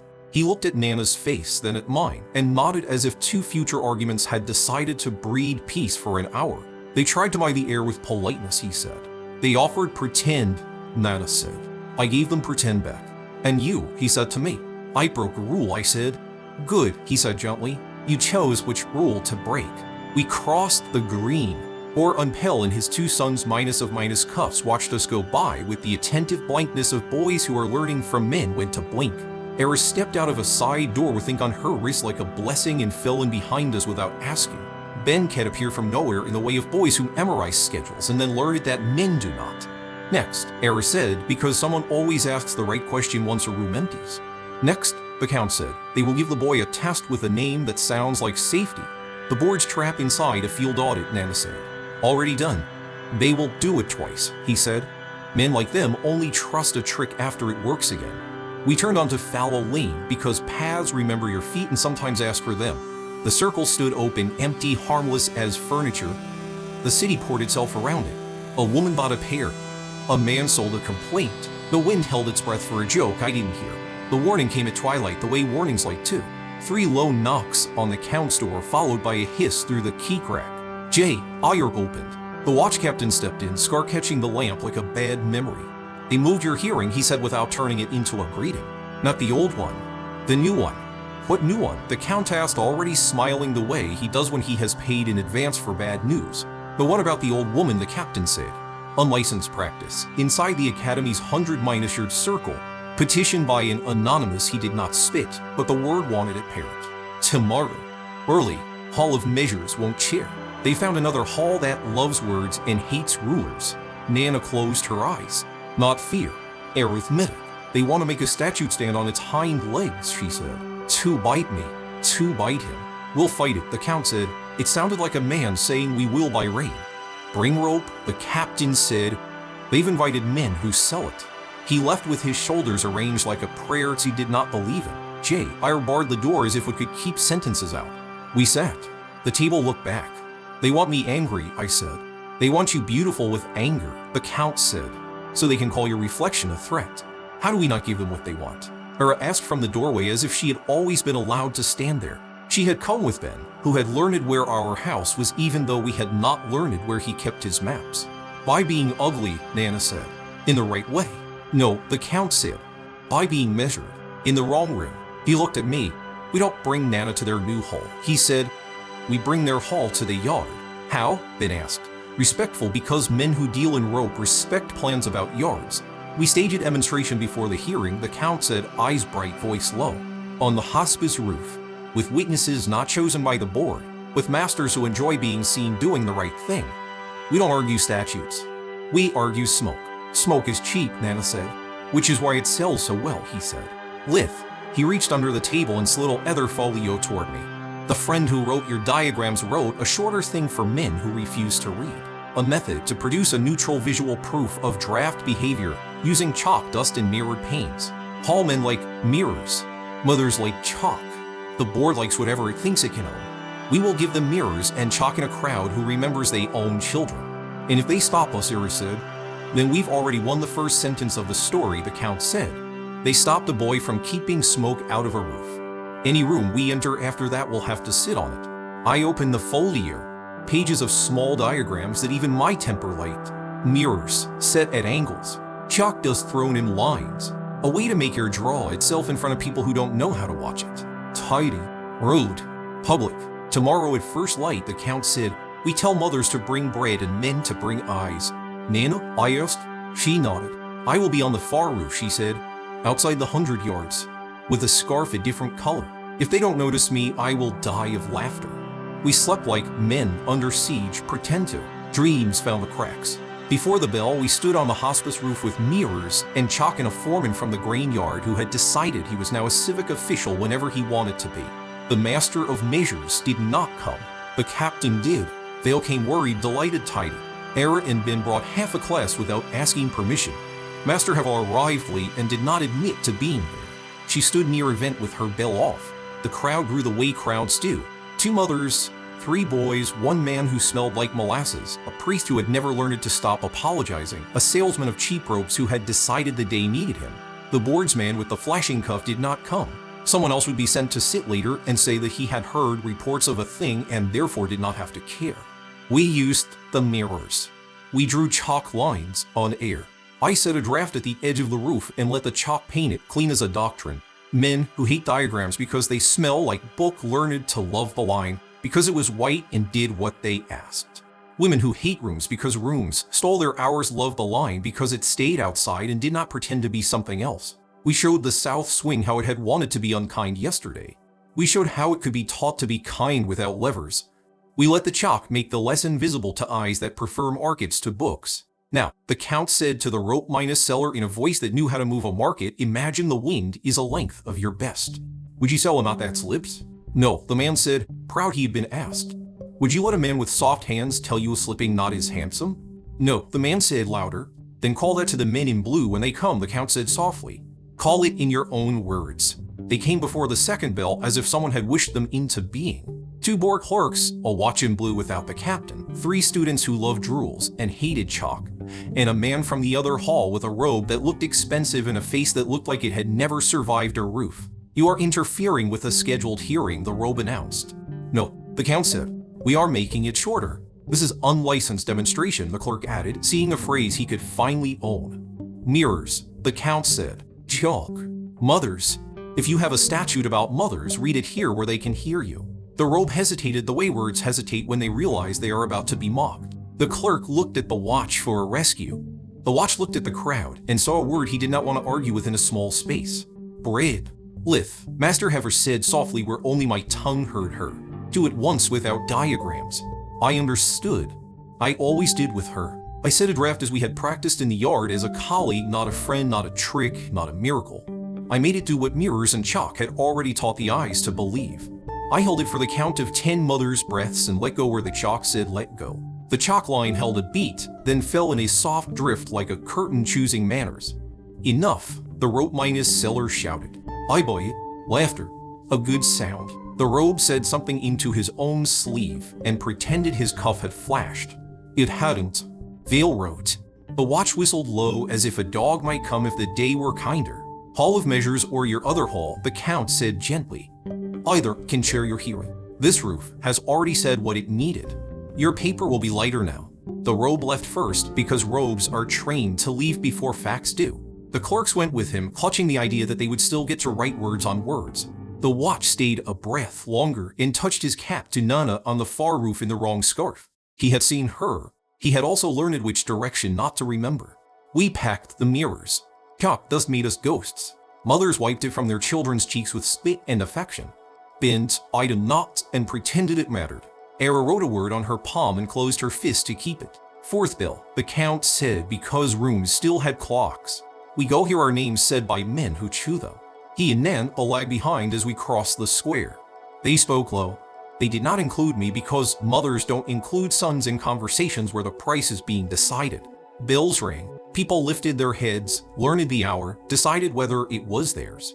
At the hearing, the new hall tried to dislike us politely. We were polite doubly. We sat where chairs asked and did not put our elbows on the table. The petitioner this time wore no children. She had hired a voice with teeth. It said unlicensed with the relish of a man who had never had to ask for bread. We called no witnesses. We called a mirror and chalk instead, and the crowd from the roof arrived on time inside the room the hall had believed was safe from weather. They argued statute. The rope seller argued knots.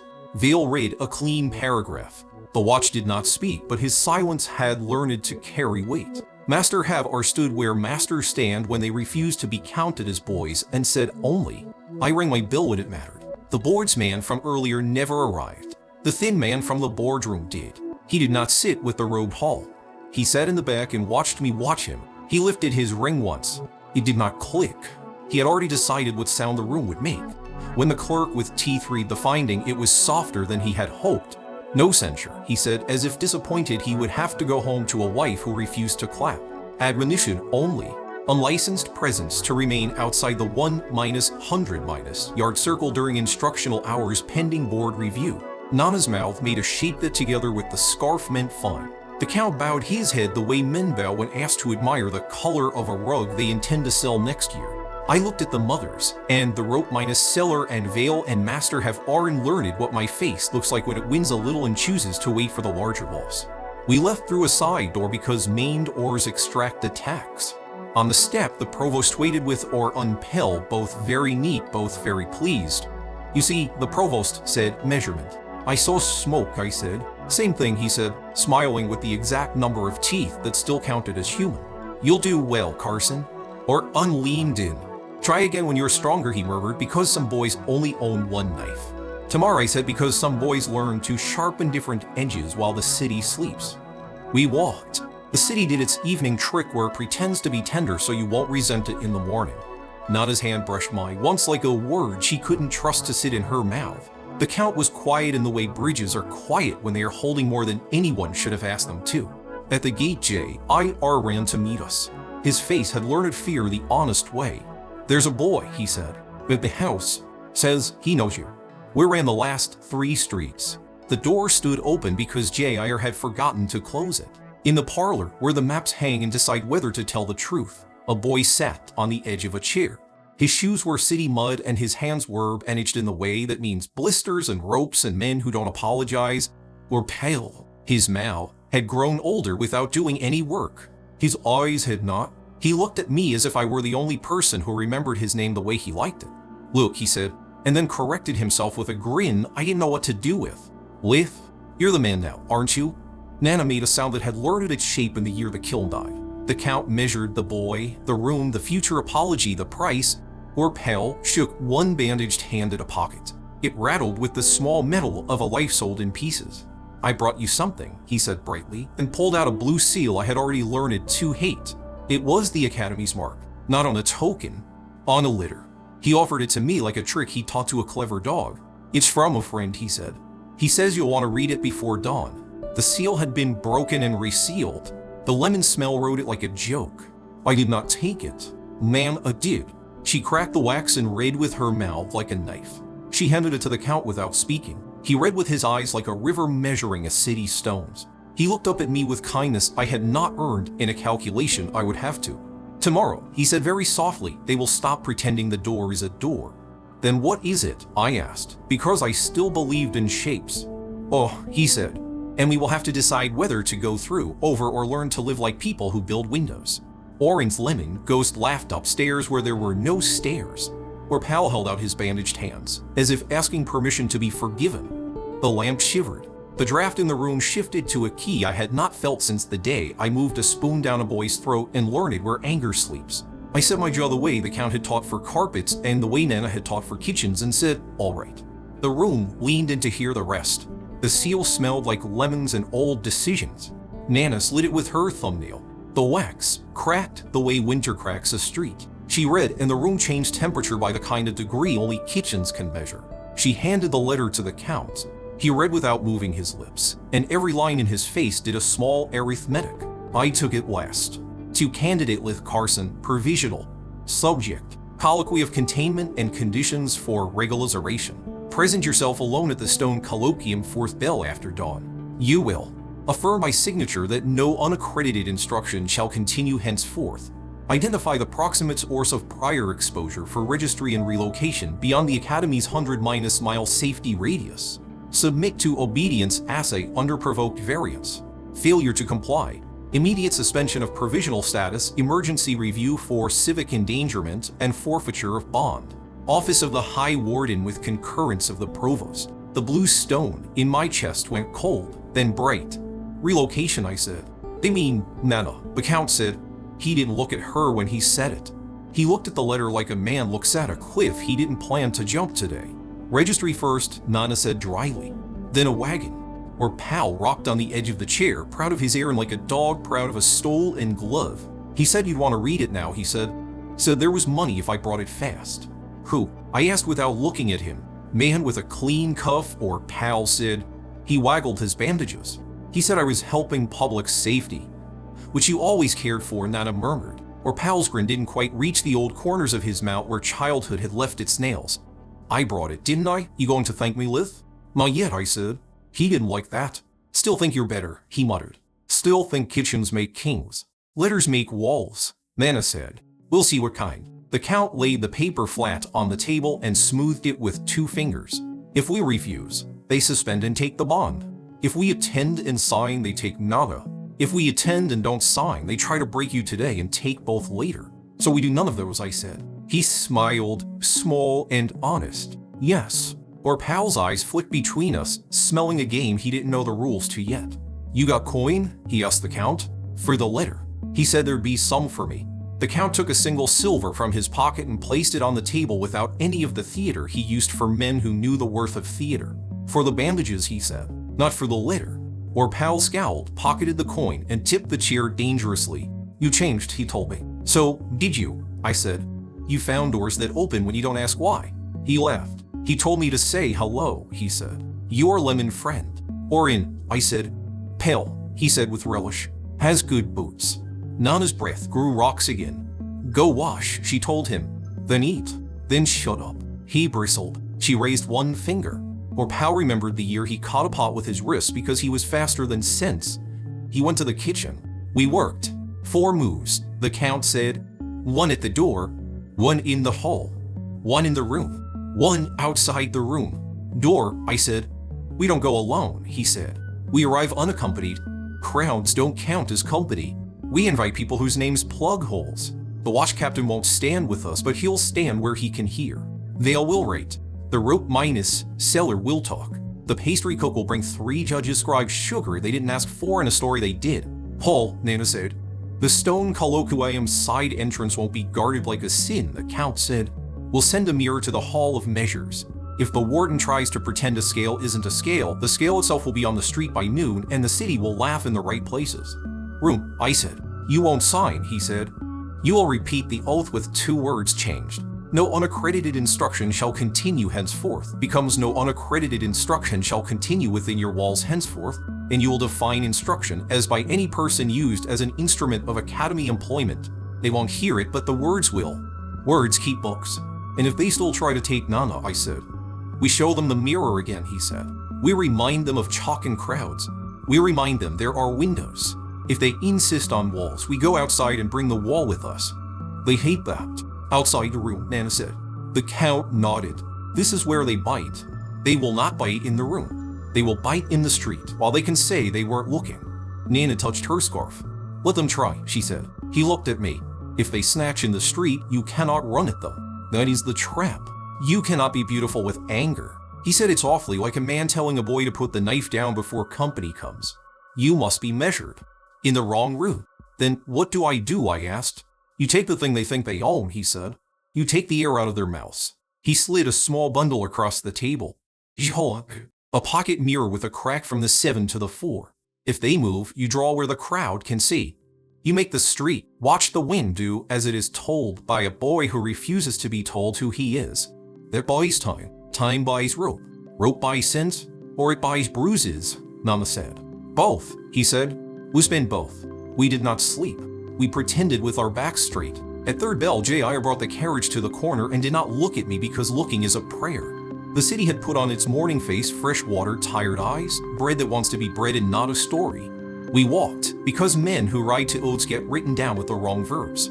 The stone colloquium sits like a drum at the academy's heart. Men put words into it and then beat it until the city dances. The side entrance looked like a mistake, paint-chipped hinge sulking, but mistakes are where true things hide. We weren't alone. Mother's rope, Vale's blue book, the pastry cook with a basket of joy. The watch captain in the shadow where a good policeman lives when he intends to be useful later. 2 boys from my class, one who liked Tink and one who liked not being noticed. Era on a ledge, legs swinging like a bell clapper, hairpin with a stubborn ribbon. Then Kit standing to straight and trying not to count. Carson, Vale said, breathless. I hope you brought clean pages, I said. He flushed with pride. I brought 2 pens. You'll need 3, Nana said, and pulled one from nowhere. Borrow mine. We went in.